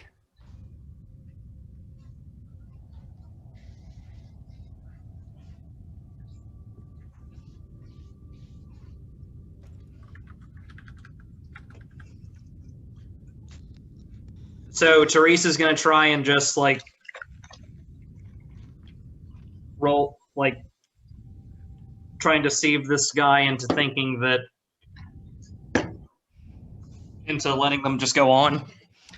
Gita's gonna try and act like we're a couple, and it might be super awkward if this guy did something. And I'm wondering if we could get advantage on it if Teresa played along and was like, "What is it? Another one of your boyfriends?" Honestly, I love that idea. See, have you used any of your luck points this game? I haven't. Goodness, Thinking we've about just 'em. been rolling Oh, really wow, we've well, been playing aside from for- just now when I rolled that double 2. We've been I keep playing for 2 looking- hours. I keep looking at my luck points as though somehow I could give you one, but I can't. Ah, God, Okay. that would be nice. Thank you, you guys. This is this a surprisingly complicated scenario, especially with very competent characters. Okay, so you guys walk through the observation deck into the sleeper compartment. Oh, Yeah, Astrid, you know the room that you spotted that was a little bit dodgy. All right, I whisper to him, this way. And then I walk them over to it. Okay. As you guys get to the door, you get a ding on the communication that you have with Captain Oslar. come in, Captain. Teresa, is there something going on? I see a couple of fighters breaking off from the platform. We raised a little attention, but we thought we covered it. Okay, I'll keep eyes on. Does Gita hear this, or Yeah. is it just... Okay. Everybody hears Gita this? leans over Gita leans over to Teresa and is like, it might be whatever happened before we got to that cell that's brought attention. Whatever whoever let them out in the first place might have drawn the attention. Ooh. Well, I think we're about to get our hands on the package, so listen out for us, Rosita. Okay, I'll be ready. I bet these guys got their hands on it, and they know to rendezvous with someone, but we just didn't know. Fingers crossed. Hmm. Astrid, you think you could keep a lookout in the hallway while we go in there and try and convince them we're friendly? Be careful. There's 5 of them in there. We're not trying to attack anybody. We're trying to... If they want to get them out, we're trying to get them out too. Like, that's the whole point. Unless they're also trying to ransom them in some way. Maybe they're trying to make a buck. Well, we'll deal with that when it comes. All right. We'll knock on the door if you should come in, Astrid. How's that sound? Okay. Holler if you need me. Yeah, we'll let you know. I can always cast darkness and just in that hole. Oh, yeah. Okay, so how you guys gonna move in? So Teresa and Gita are going to go up to the door that Astrid indicated. Yep. And like slip inside. Okay, just open it, walk right in. Yep. Okay. How big are these compartments that they're in? They're not very big. They're like, the Hogwarts Express type compartments, like okay, so like pretty bench on either small side. for 5. Pretty packed for 5 people. Yeah. Yeah, Much less 6. 7. 6 would be your max for sure. Okay, so we're not even going to be able to like close the door. Probably. You can close the door. You'll just be standing. Okay, Okay. gotcha. We just can't sit. Got it. Okay. Great. Okay, and then Astrid, you're going to stand at that door Yeah. so you can hear what's going on. Okay. Mhm. All right. Gita, Teresa, you guys slip in. There are 4 people in here, not 5, as Astrid told you. One of them has a black cloak with the cowl pulled up, kind of, with their head in the corner. The other 3 are humans. They look up as you enter. What would you say your like bearing is as you guys are coming in here? Like what kind of intentions are you portraying? Friendly. Yeah. Helpful, businesslike. Okay. Coming to the great. rescue. We're the cavalry. We're here to smuggle your friend off the ship. Okay, Yeah, cool. that's kind of the vibe I was thinking actually. Okay, great. Especially that last line. Okay, the three humans look at you, look briefly alarmed. One of them stands up. You notice that they are all armed as well. They have swords and crossbows. He puts his hand on his sword, but he doesn't draw it just yet. He's kind of scowling and says, "Who are you?" We're here to smuggle your friend off the ship. Who are you? Your friendly local smugglers.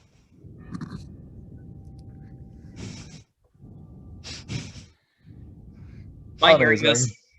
this? No. Oh. We don't need your help. I think you might, if you're not aware, there are several fighters that are already headed this way. We just got word. There are several fighters that have broken off and are headed this way. You raised some suspicions. Okay, they share a glance. Go ahead and give me an insight check, you two. Natural 20, which is also a 20. 7. Astrid, outside in the hallway, the door to the observation deck opens up, and a human male steps through. He's kind of just dressed like a businessman. He looks very casual. Give me an insight check.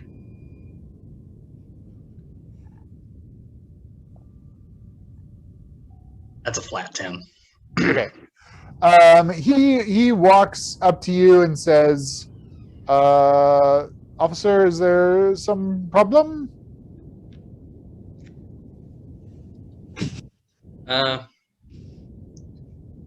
Oh, is this your room? I am visiting friends. Yes.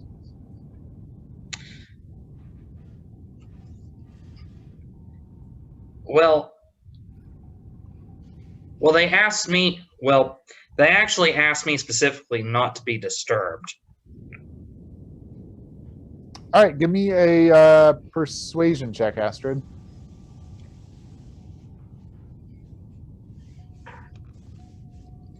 That is also a 10.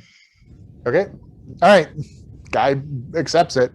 Okay. On the inside, there's so these three look around and they're like, we will deal with it. You get gone.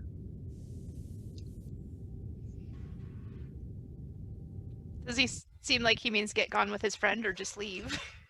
Just leave. If there are fighters approaching, it's surely your doing. If you want your friend to live, your friend can come with us. And if you want your friend to die on this ship, wait, do we know? Yeah, we know that they're like enslaved. Or if you want to see your friend back in chains, you can stay here and try and tough it out yourself. But your time's running out. Persuade. Give me persuasion for sure. 23. Okay. These are normal rolls that normal people make.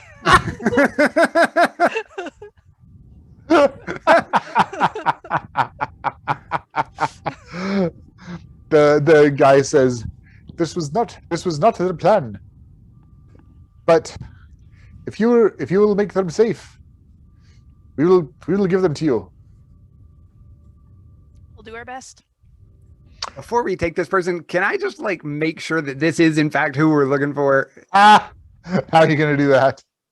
I'm going to try and surreptitiously like get a glance under the hood if there's any like way I can stand to like position myself. Not surreptitiously. The only way you're going to get a real good look before you guys finish this deal is to like grab the cloak.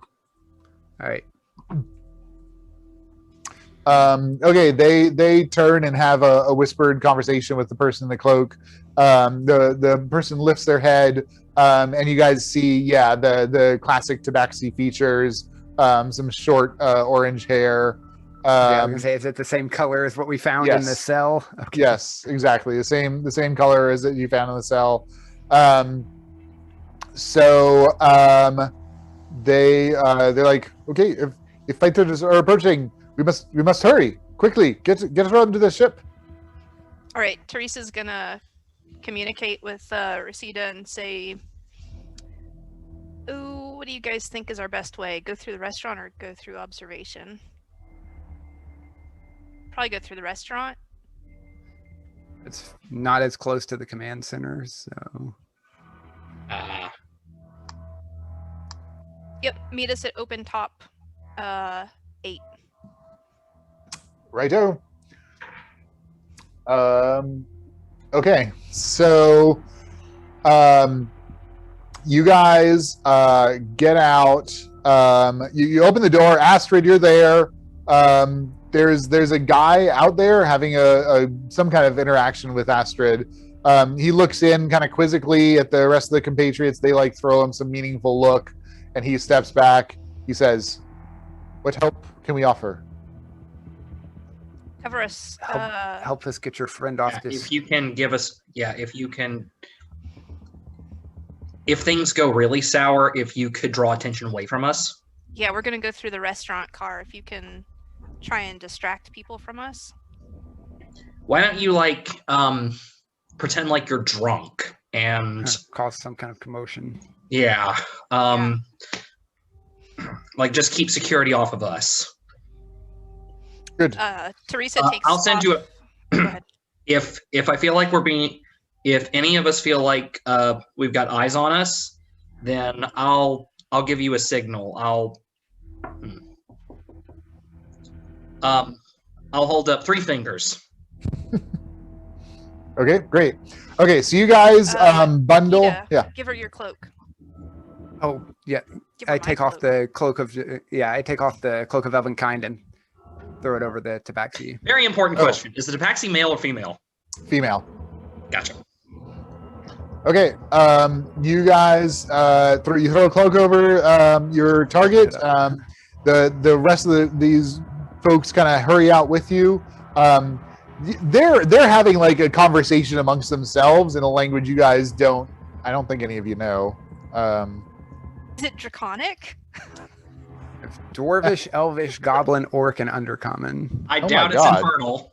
Deep speech and Draconic? Hang on. Yeah, I got a few extra languages from something I'm trying to remember. None of us are later. warlocks, so I'm pretty sure we don't have comprehend languages. Well, that's a wizard spell too, but no, I do yeah. not have that. Okay. No, it is not a language any of you guys speak. They're having some kind of whispered conversation. You guys pass through the restaurant car. One of your compatriots makes a little bit of a scene. Everyone in the restaurant car looks at that. You guys, no problem, get through that. You get onto the open top.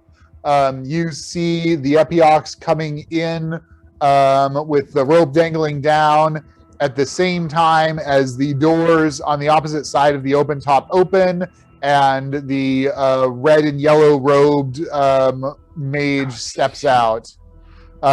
Roll initiative. Oh boy. Hell yeah.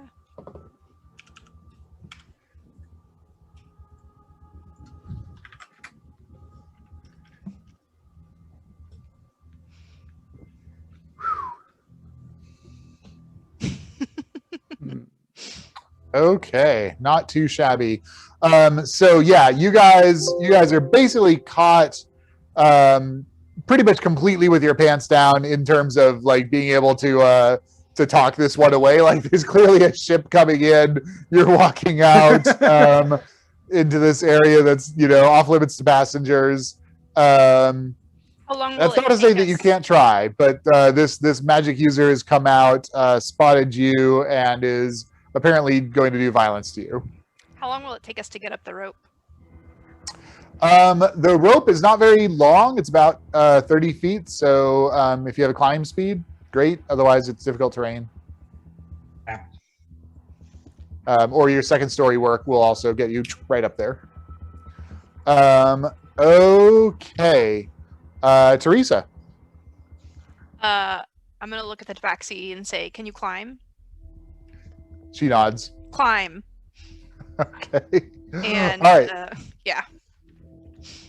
Okay, that's just an interaction discussion. So do you want action? I'm gonna hold my action and I will shoot at the magic user if the magic user threatens us Got it. or Okay. attacks us. Yep. Okay, your package grabs the rope and like these little claws come out and scrambles up. No problem. Gets onto the ship. Gita. Gita.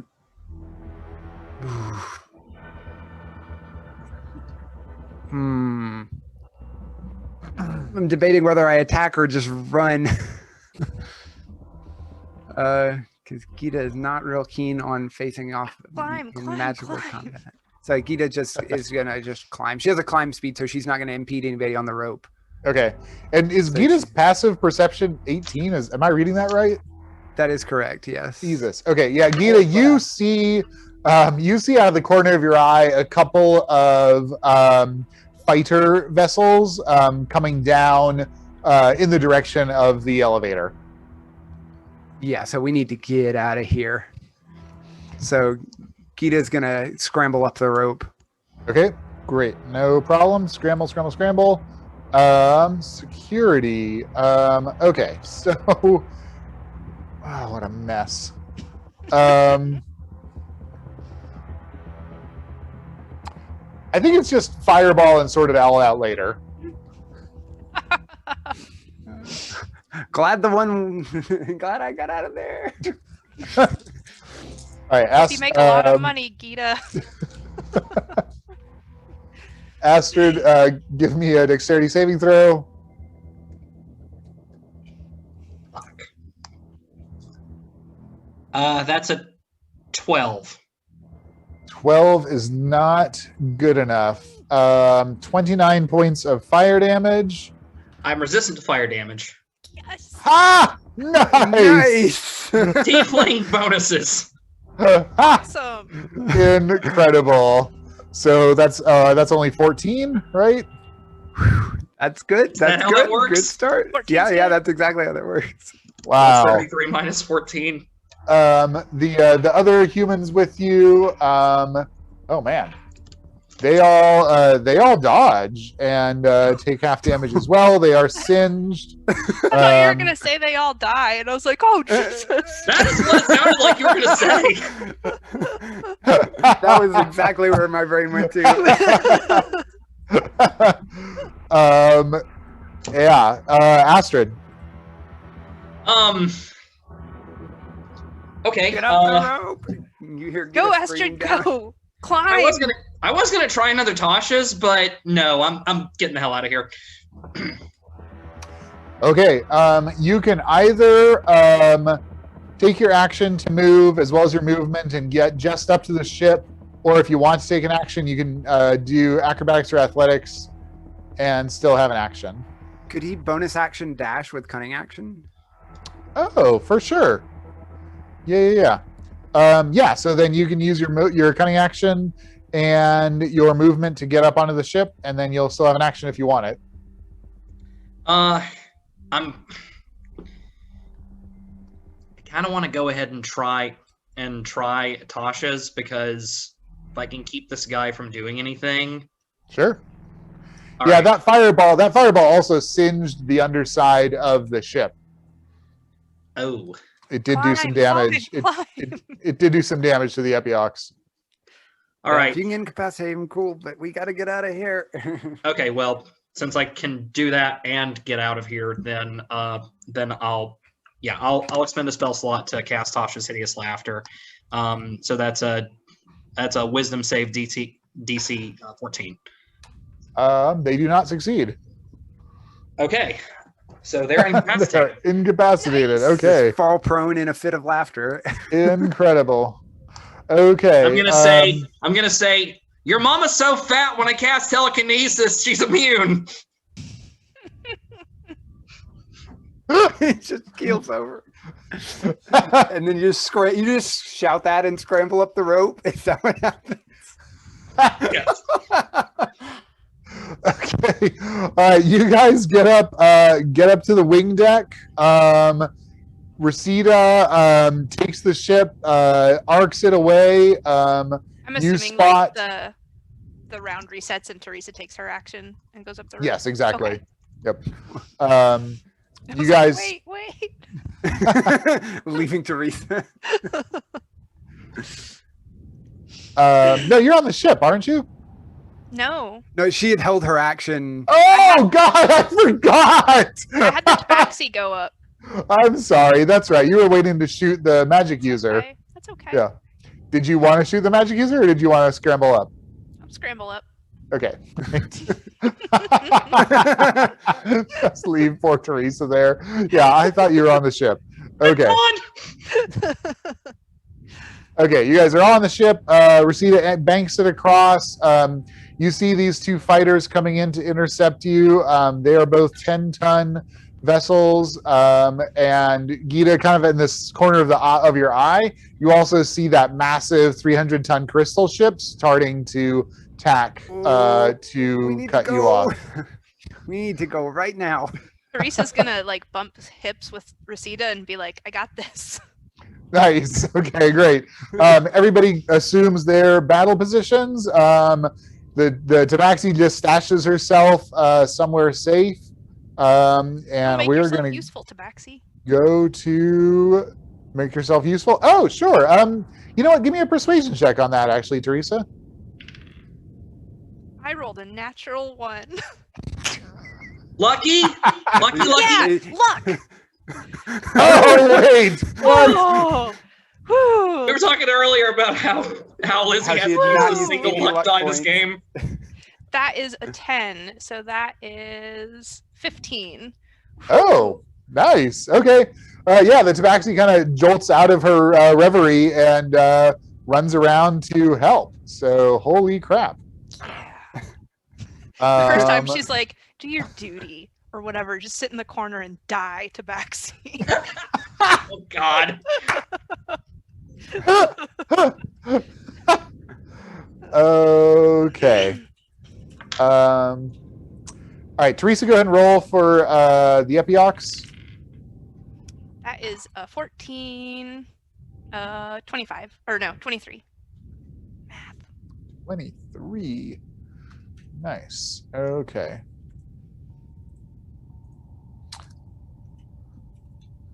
Okay, so so the order is going to be Epiox, Dragonfly. So on the first round, Resita's priority is getting the hell out of here. So that's getting Teresa plenty of command points to try to evade escape. So the order is going to be Resita, Milana, Tabaxi, Gita, Teresa, Astrid. So Milana is going to do her duty, add another command point. So you guys have 1 command point, and Teresa has a -2 for anything she needs to do. The Tabaxi, is just going to do their duty right now. That brings it to Gita. Can Gita go above and beyond to try and use her perception to figure out where these ships are going and advise a course of escape? Absolutely. That's an 18.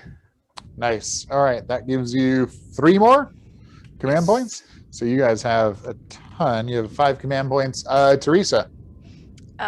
Teresa's gonna use sleight of hand to do some fancy work with the steering wheel and go above. Is she not gonna try to escape? Oh, I see. Yes. Yeah. She will escape. So you guys actually, because of your distance from the bad guys, you have 1 point of escape already on them. You need 2 more before you can punch it to spell jamming speeds and get away. Okay, then she is gonna use the spell jamming points to get another point of escape. Okay, great. And that puts us at how many spell jamming points? Actually, it's going to be a roll. Oh, okay. Right, it's a contested. On a win. Gotcha. Roll. Yeah. Mm-hmm. I'm gonna use another point of luck. Okay. 20, non-natural 20. Okay, you pull away from one of them, but the other one keeps up with you. Okay, there it is. Okay, so you are at 1 escape from one and 2 escape from the other. Okay, then that brings us to Astrid. How many points do we have left that I can shoot with? You've got plenty, actually, because Teresa only spent 2 because the captain gave her a bonus. What are our SP looking like? That's a good point. Your SP are at 21 out of 25 right now. Okay, because we do need SP to escape, right? Yes. They also regenerate 4 per round. So if you spend 4 per round trying to escape and they regenerate, if you don't do anything else, you'll be okay. Or you might want to hang on to them to replenish shields. Gotcha. Well, our shields Are aren't our up right- shields raised? Your shields are raised, yeah. As soon as you guys took off, you put them up. Oh, well, in that Astrid case, I'm could going. boost engines.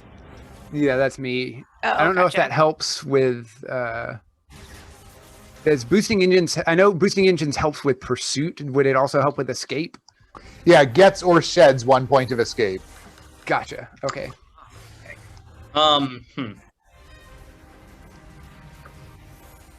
Well, Rana can't really do anything to help us out right now because our shields are up and we haven't taken any damage. So Can you put spell jamming? Can you, if she casts a spell, Oh, will replenish yeah. her spell points?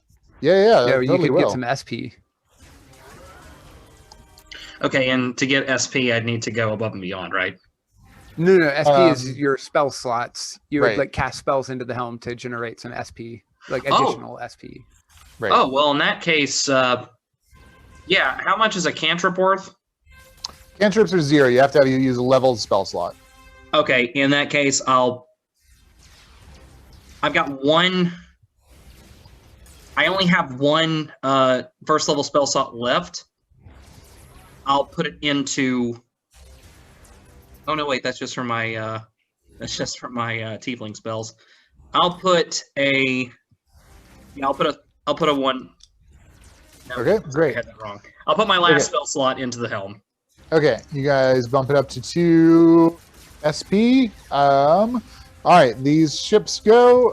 They're going to do a few things. So they're going to try to, first of all, close the distance. So, Teresa, go ahead and give a spell jamming piloting check. 16. Okay. One of them closes to right with you, so has no more escape. You have no more escape on that one. The other one, you're still 2 escape from. It's pretty far back. They're both going to take shots at you guys. That's a hit. That's a crit. That's a miss and a miss. All right. I think the captain's going to take. The captain's going to go ahead and take an emergency accrue loss to avoid the damage from that first hit.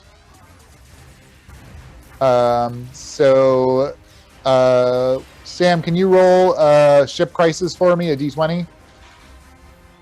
Sure. I rolled a 15. 15. Okay, hang on a second.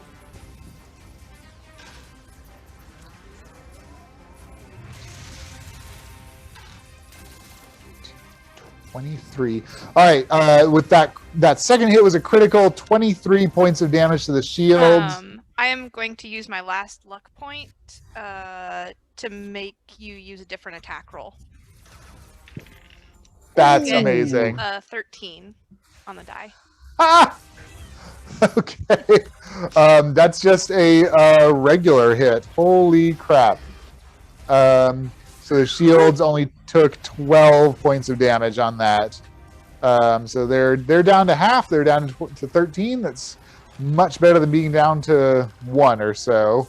Woof. Incredible. Yeah, this hit that was supposed to be critical, Teresa just does this little wobble with the controls, and the hit still nails the shields, but goes a little bit off axis. I got lucky. Okay. And then on a 15 ship crisis, this is a hull breach. The hull has been damaged. That's non-critical, but it's about to tear open an important component. If it's not resolved by the end of next round, the ship will take 2d6 damage, which is a lot of damage. Remind Okay. me how we deal with ship crises. An individual PC needs to go and deal with A it. deal with crises action. Exactly. Teresa's gonna be like, Tabaxi. Nice. All right, excellent. So on your guys' turn, the captain is going to go first. Then she's going to have the Tabaxi and Milana go, and then actually we'll basically keep the same order. So she's going to. So captain's going to give. Keep it together, or no, support department for engineering, so that you can hopefully get away from that last ship. And then the Tabaxi is going to go try to deal with the crisis. Tabaxi. There's a hole in the ship, and I'm a Tabaxi that's been a slave. This is not really her bailiwick, but she's gonna try. She grabs a piece of wood and sticks it across the hole. And she does not succeed in patching the hole. Who's up next? Milana is going to do her duty, so you guys get a command point from that. And then it's going to be actually Astrid, because we need more command points for getting out of here. So Astrid. I can generate command points by going above and beyond, right? Yes. Okay. In that case, I'm going to take a stealth roll and see if we can't, find a path to sneak around. Yeah. And tell Teresa, if you go past that chain of small asteroids, maybe we can at least break line of sight. Great. All right, roll yourself. 24. 24. Okay, so that gives you 3 more. Wait, what's your proficiency bonus? 3. 3. Okay, that gives you 3 more command points. So you guys have 4. Now, Gita, you have a 2 less cost for boost engine, so you can just do that for free. Yeah, Gita's just going to boost engines and just try to get us the heck out of here. Roll your Thieves tools. That is a 16. 16. Okay, that is good enough. You burn some energy doing that.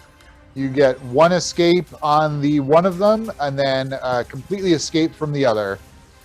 So there is now only 1 ship in immediate chasing of you. Teresa. We still have a hole in our hull, right? You do still have a hole in your hull. That's true.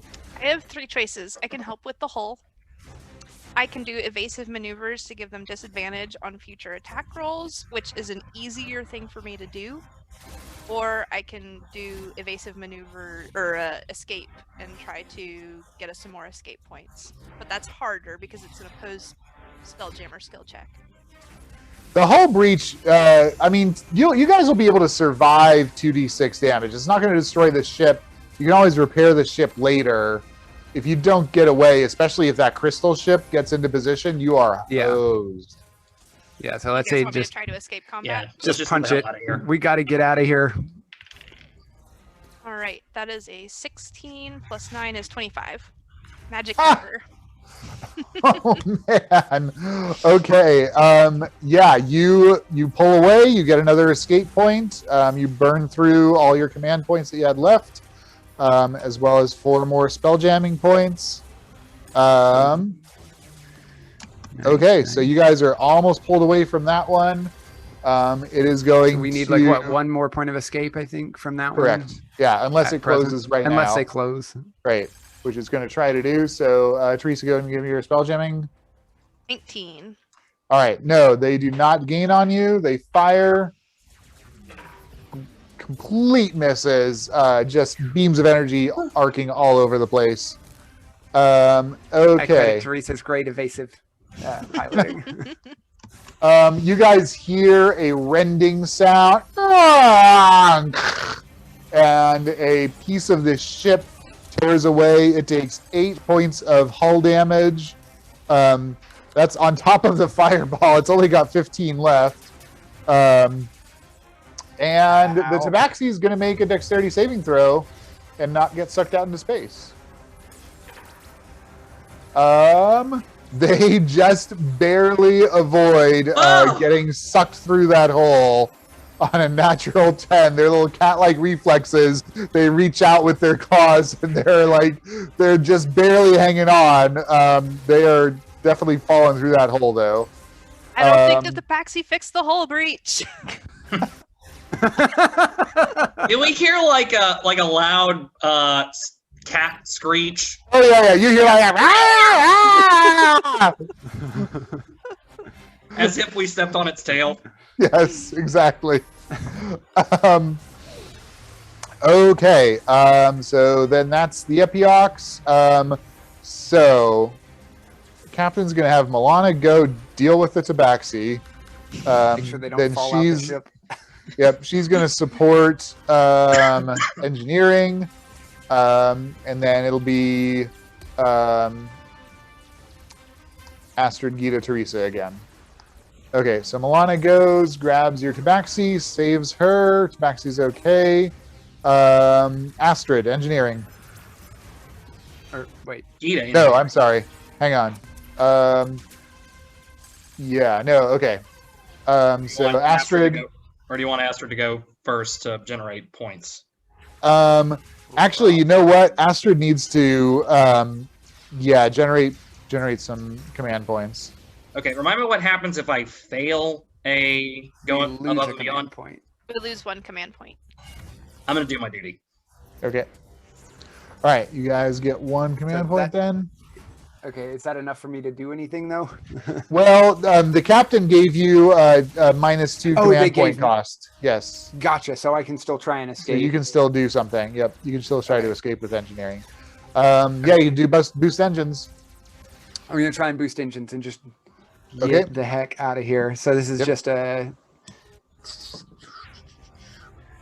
non-natural 20. Okay, great. Yeah, you're tinkering with your thieves' tools. You get the engines to juice a little bit more. You guys pull away from that last ship. You see the crystal, this massive crystal ship, finally coming on a command or on a fire vector. And Rosita says, "Teresa, get us the hell out of here!" All right. Do I need to make an opposed roll? Nope. You guys are escaped. You just need to go to the spelljamming speeds. All right. Okay. Woo! Boom. You guys flit into the darkness of space away from the train job. Whew. That was Nice piloting, That had Teresa. some Nice adrenaline piloting. moments. good piloting. Better chase scene than anything from Rise of Skywalker. That luck point on the crit. Oh my Just- god. Oh my god.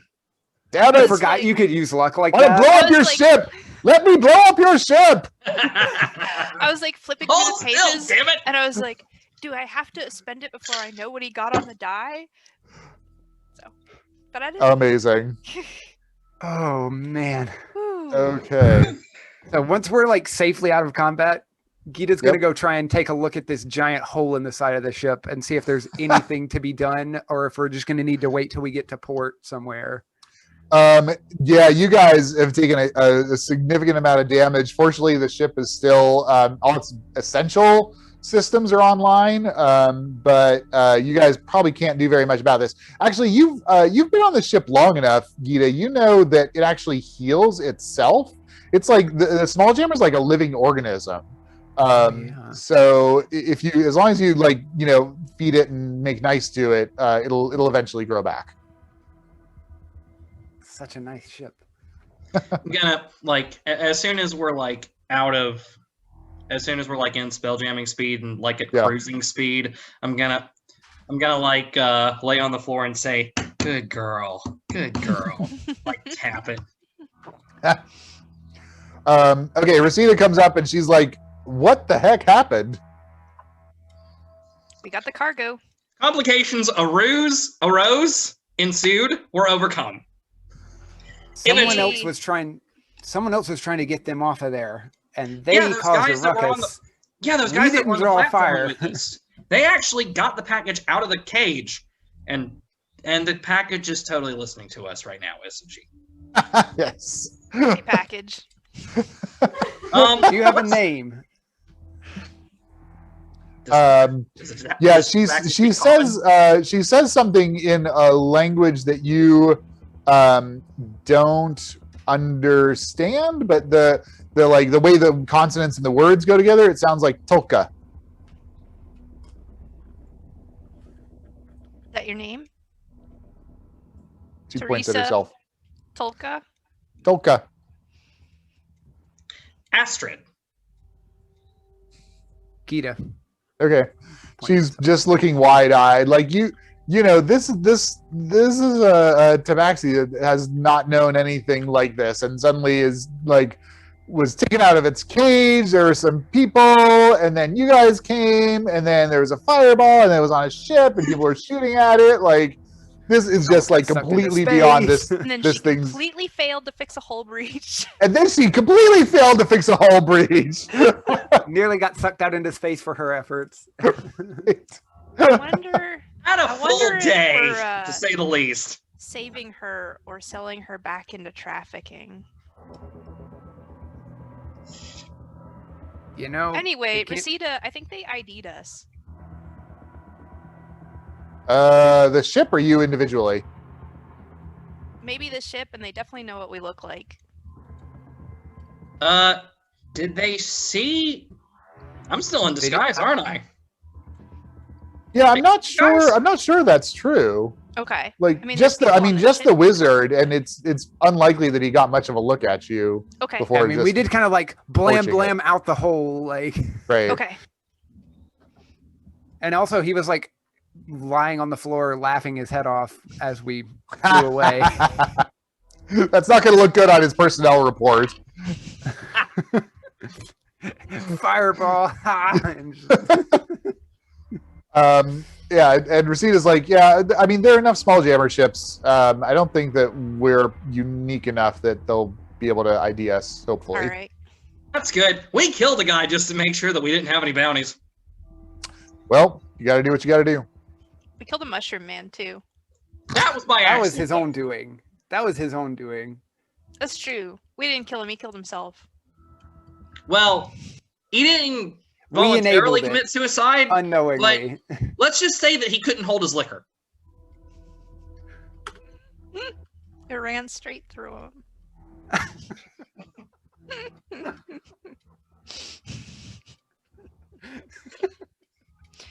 Literally.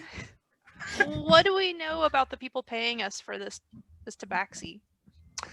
It's just Gasson. It's our regular, guy.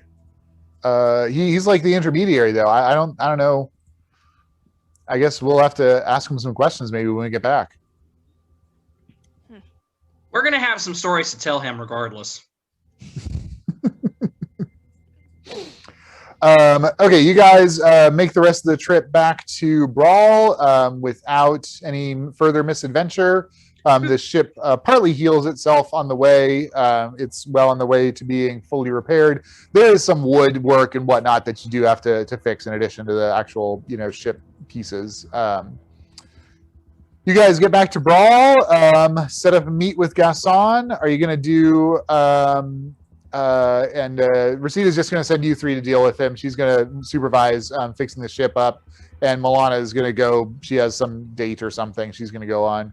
Are you going to do take any particular precautions? He's going to meet you at the Spotted Snake. I'm going to take off my hat and then put it back on just as normal Astrid. Okay. Should we maybe, Teresa, do you think it would be a good idea to give our friend here your cloak to wear for the time being. Do we have any idea, like, the state of like how tabaxis are treated here? That is a good question. Give me a history check.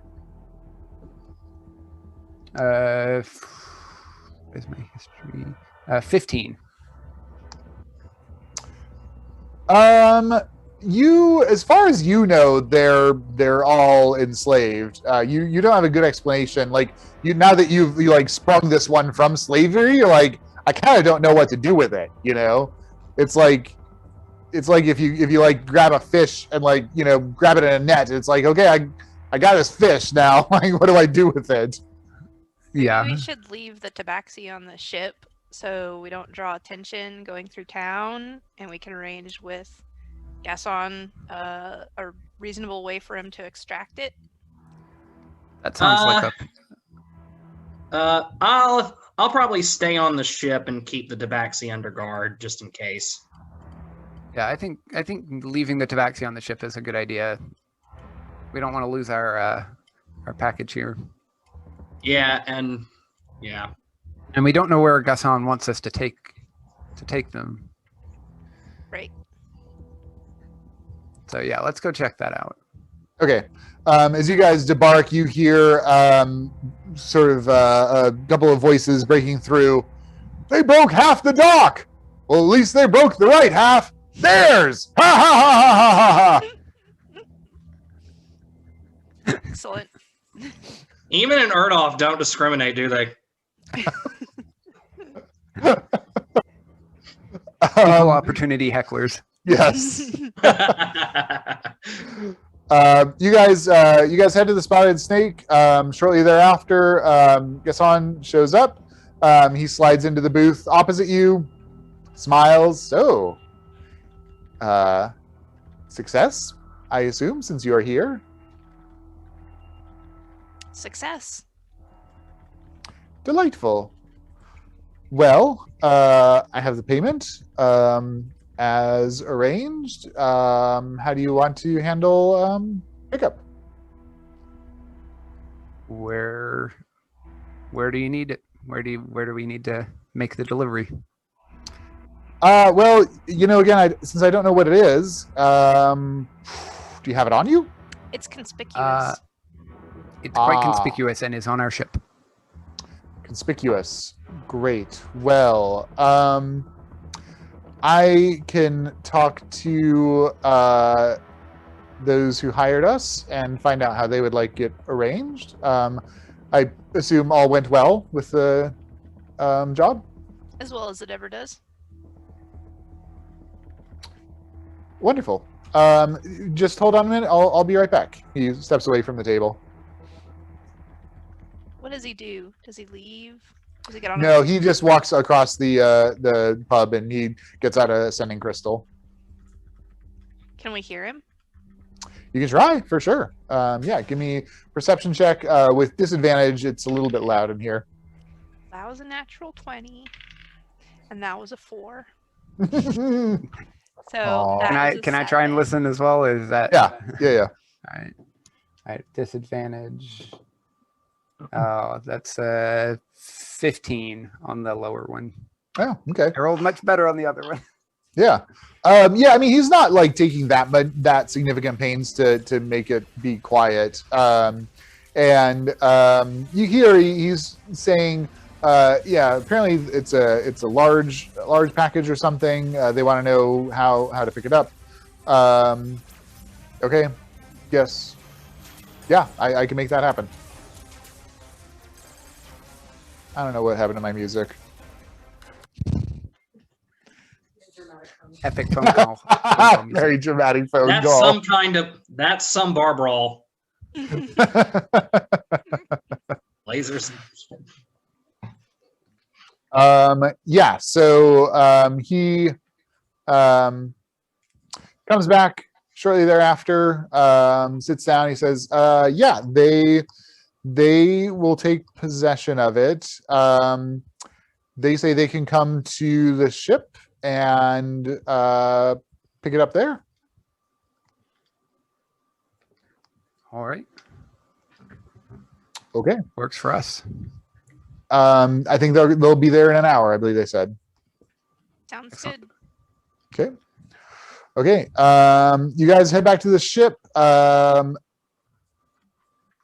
Gaston going to handle the payment? So He was gonna say, Teresa's probably gonna say, I would like us to get paid as soon as they take possession of the cargo. Yeah. very well. I will wait with you. So you guys wait on the dock. An hour passes. In the interim, Teresa is going to find some time alone with Gita and, well, preferably some time alone with the crew. Okay. And be like, if we're sending this tabaxi into a hostile situation, do we want to give it some kind of means to escape on its own? We get paid either way. We could give her a dagger that she could hide. Cut her bonds. Or maybe just a small blade. I mean, that seems reasonable to me. Why not? We're getting paid well for this mission. We can spare the cost of a dagger or something. Yeah. Not like it matters to us. Yeah. Won't get traced back to us. Does she have like sleeves or something that she can hide it, that she can like palm it? She had a cloak, right? Some kind of cloak. You had a that she was- cloak. Yeah, that was pretty much it. Literal cloak and dagger.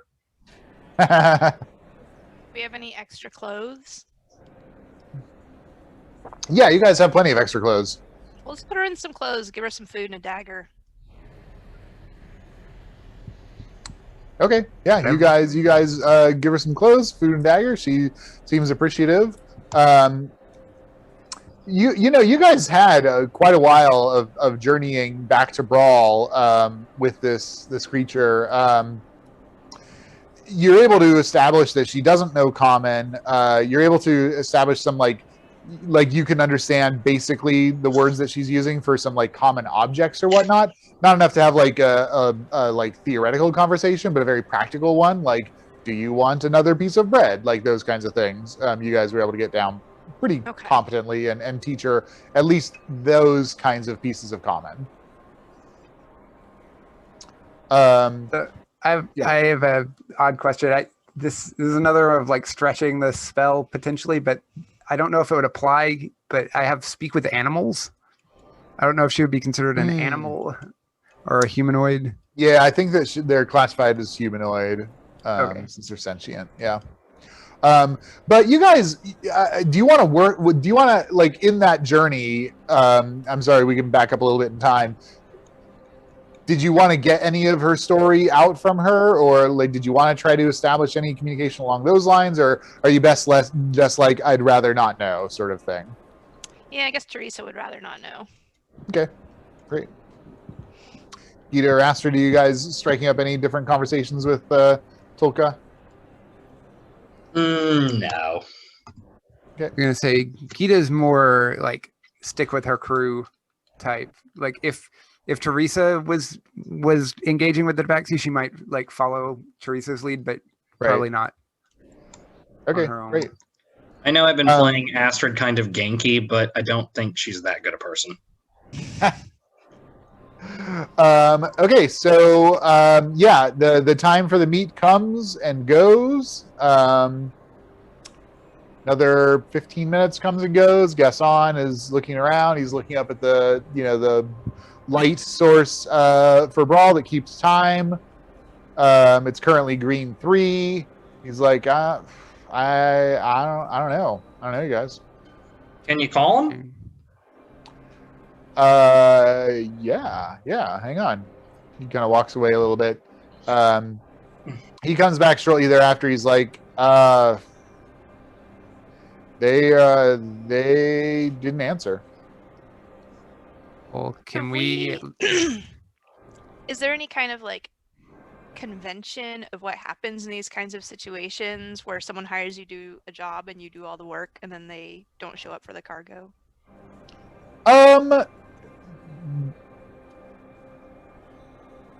No, there's not a convention. Okay. You guys, in your experience on the Epiox, have rarely had this happen. And when you do, you often have a valuable cargo, which arguably, for all you guys know, you don't know what a tabaxi's worth. So you might, in fact, still have a valuable cargo.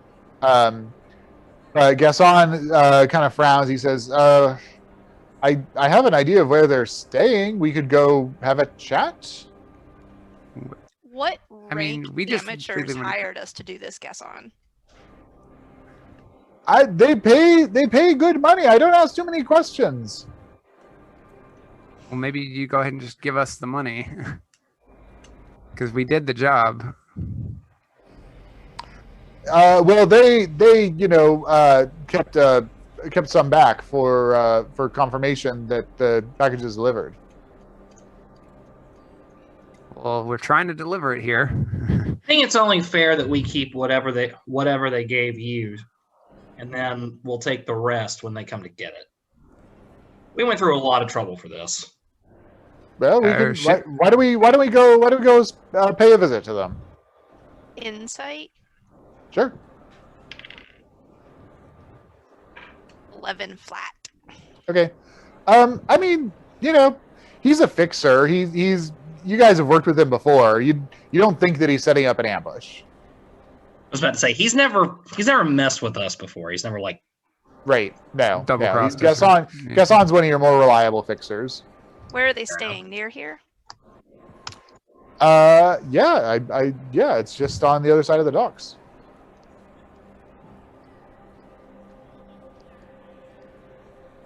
Shall I take you? Reseda? Yeah, she kind of looks up at this and frowns. Yeah, I don't like it, but we've got to figure out what the hell is going on. We can't just keep her on the ship. Can you guys go and, don't rough them up too much, but maybe a little bit of a ruffle up? And do! Are we taking her with us? It points to the tabaxi. Oh, no. Well, she's leveraged. We're keeping her here. Perfect. All right, so Reseda and what's the other's name? Milana. Milana. Milana. No, Milana's somewhere else. She's gallivanting right. around Brawl. Yeah. All right, Reseda, what Reseda, if you they want try to board the ship while we're out? What if this is a ruse?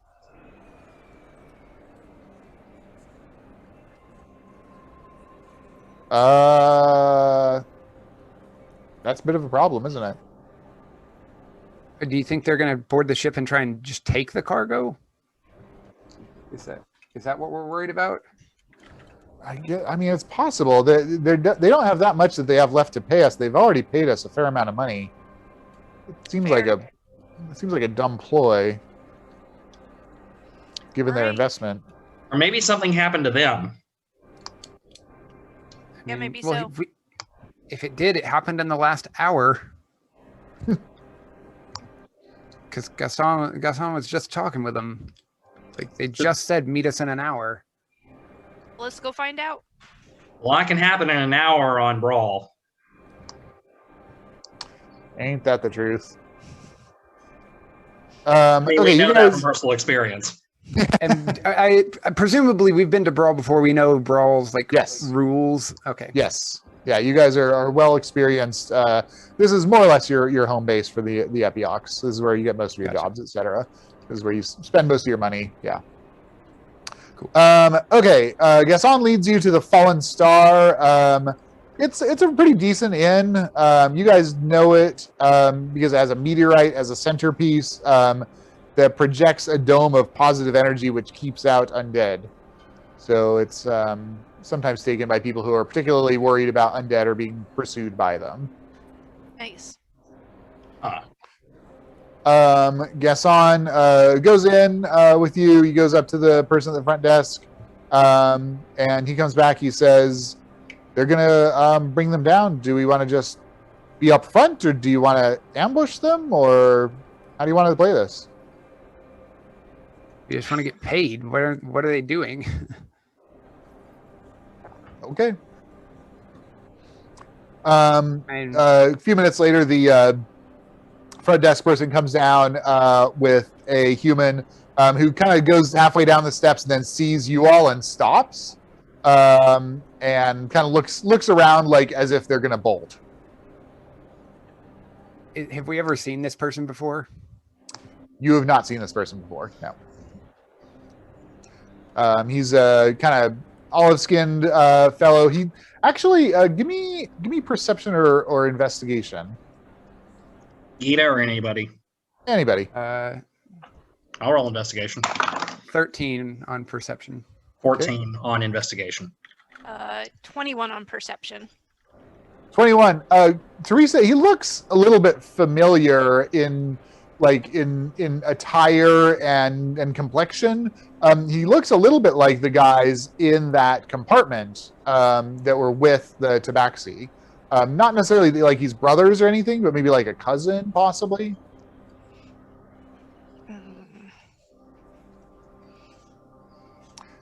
So you guys see him and he sees you and he turns and runs back up the stairs. I will pursue him. Okay. As will I. I will use I'm gonna head after him. I'm not action. like drawing weapons or anything, but like, Mm-mm. Okay. No, not on this planet. yeah, not Okay. here. All right, Teresa, what are you doing? Using cunning action. To go. Okay. Cunning action to dash and get up to him. Mhm. Okay. You guys all take off after him, bolt up the stairs with your speedy rogue cunning actions. You catch up to him, tackle him. He's kind of squirming, but he eventually just kind of lays there. He's like, fine. We have your cargo. What's the problem? What do you mean you have the cargo? What did you hire us for? You're supposed to be distraction. Distraction? What do you mean you have the cargo? We The have other- the cargo. Your distraction was the distraction. You We're set the us up main to event. fail? You want your cargo or not?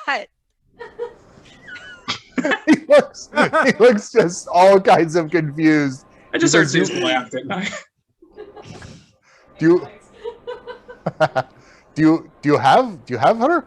We have the Yeah. cargo. We went Yes, through a she's- lot of trouble to get that cargo. Yes, we have her. What happened to my cousin?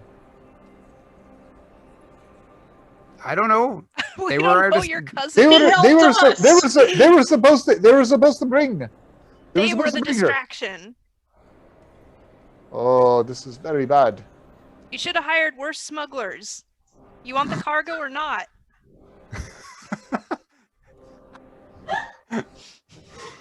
Oh my god. Okay, take me Their, along. their backup crew is too competent. Right? Do you have a plan to get the cargo off? Yes, you were supposed to be a distraction, and then the rest of the group was supposed to with everything that was happening there, they would have gotten her to the spaceport and then taken her off. What's your name? Sorry, hang on. My name is Deliv. Deliv, do you have a plan right now to take hold of your cargo? I can have one. All right, better be fast. Okay, I'll go to my room. I'll be right back. I'm gonna follow him to his room. Yeah. Yeah, you guys keep eyes on him. He goes into his room. There are a couple of other guys in there as well. He has a conversation with them. He grabs a small chest, tucks it under his arm. He says, "Okay, we go." Okay, we go. you guys go back to the ship. You guys hand over Tolka. He hands over the chest. And you go your separate ways. Shouldn't have hired such a competent smuggling crew. Incredible. I totally thought he was going to defenestrate himself. and run away. That was not at all what I was expecting for that, and that was wonderful. That was excellent. Okay, you guys are each 1,000 gold pieces after expenses and the ship's cut. Wait, how much gold pieces? 1,000. Woo. Hang on, how much was in that in that coin purse I lifted? Oh yeah, well you gave it to him, didn't you? He was gonna No, do it, I but was then going he to, tried but to. I failed He tried to bribe but him, I failed and my he couldn't. deception. That's right. Yeah. I kept that shit. Yeah, it totals up to 5 gold pieces. Okay. Doing pretty good on money. The last job I'm trying to think. I wrote down, we all netted a 1,500 from the last job we did, and Yeah. we each net 1,000 from this one. So Yep. solid coin for these jobs. Oh, I did not update that. So Rightfully, I mean, they're dangerous jobs. So Oh my god. All right. Well that's it. That you guys, the amazing thing about this game is you never know, you know?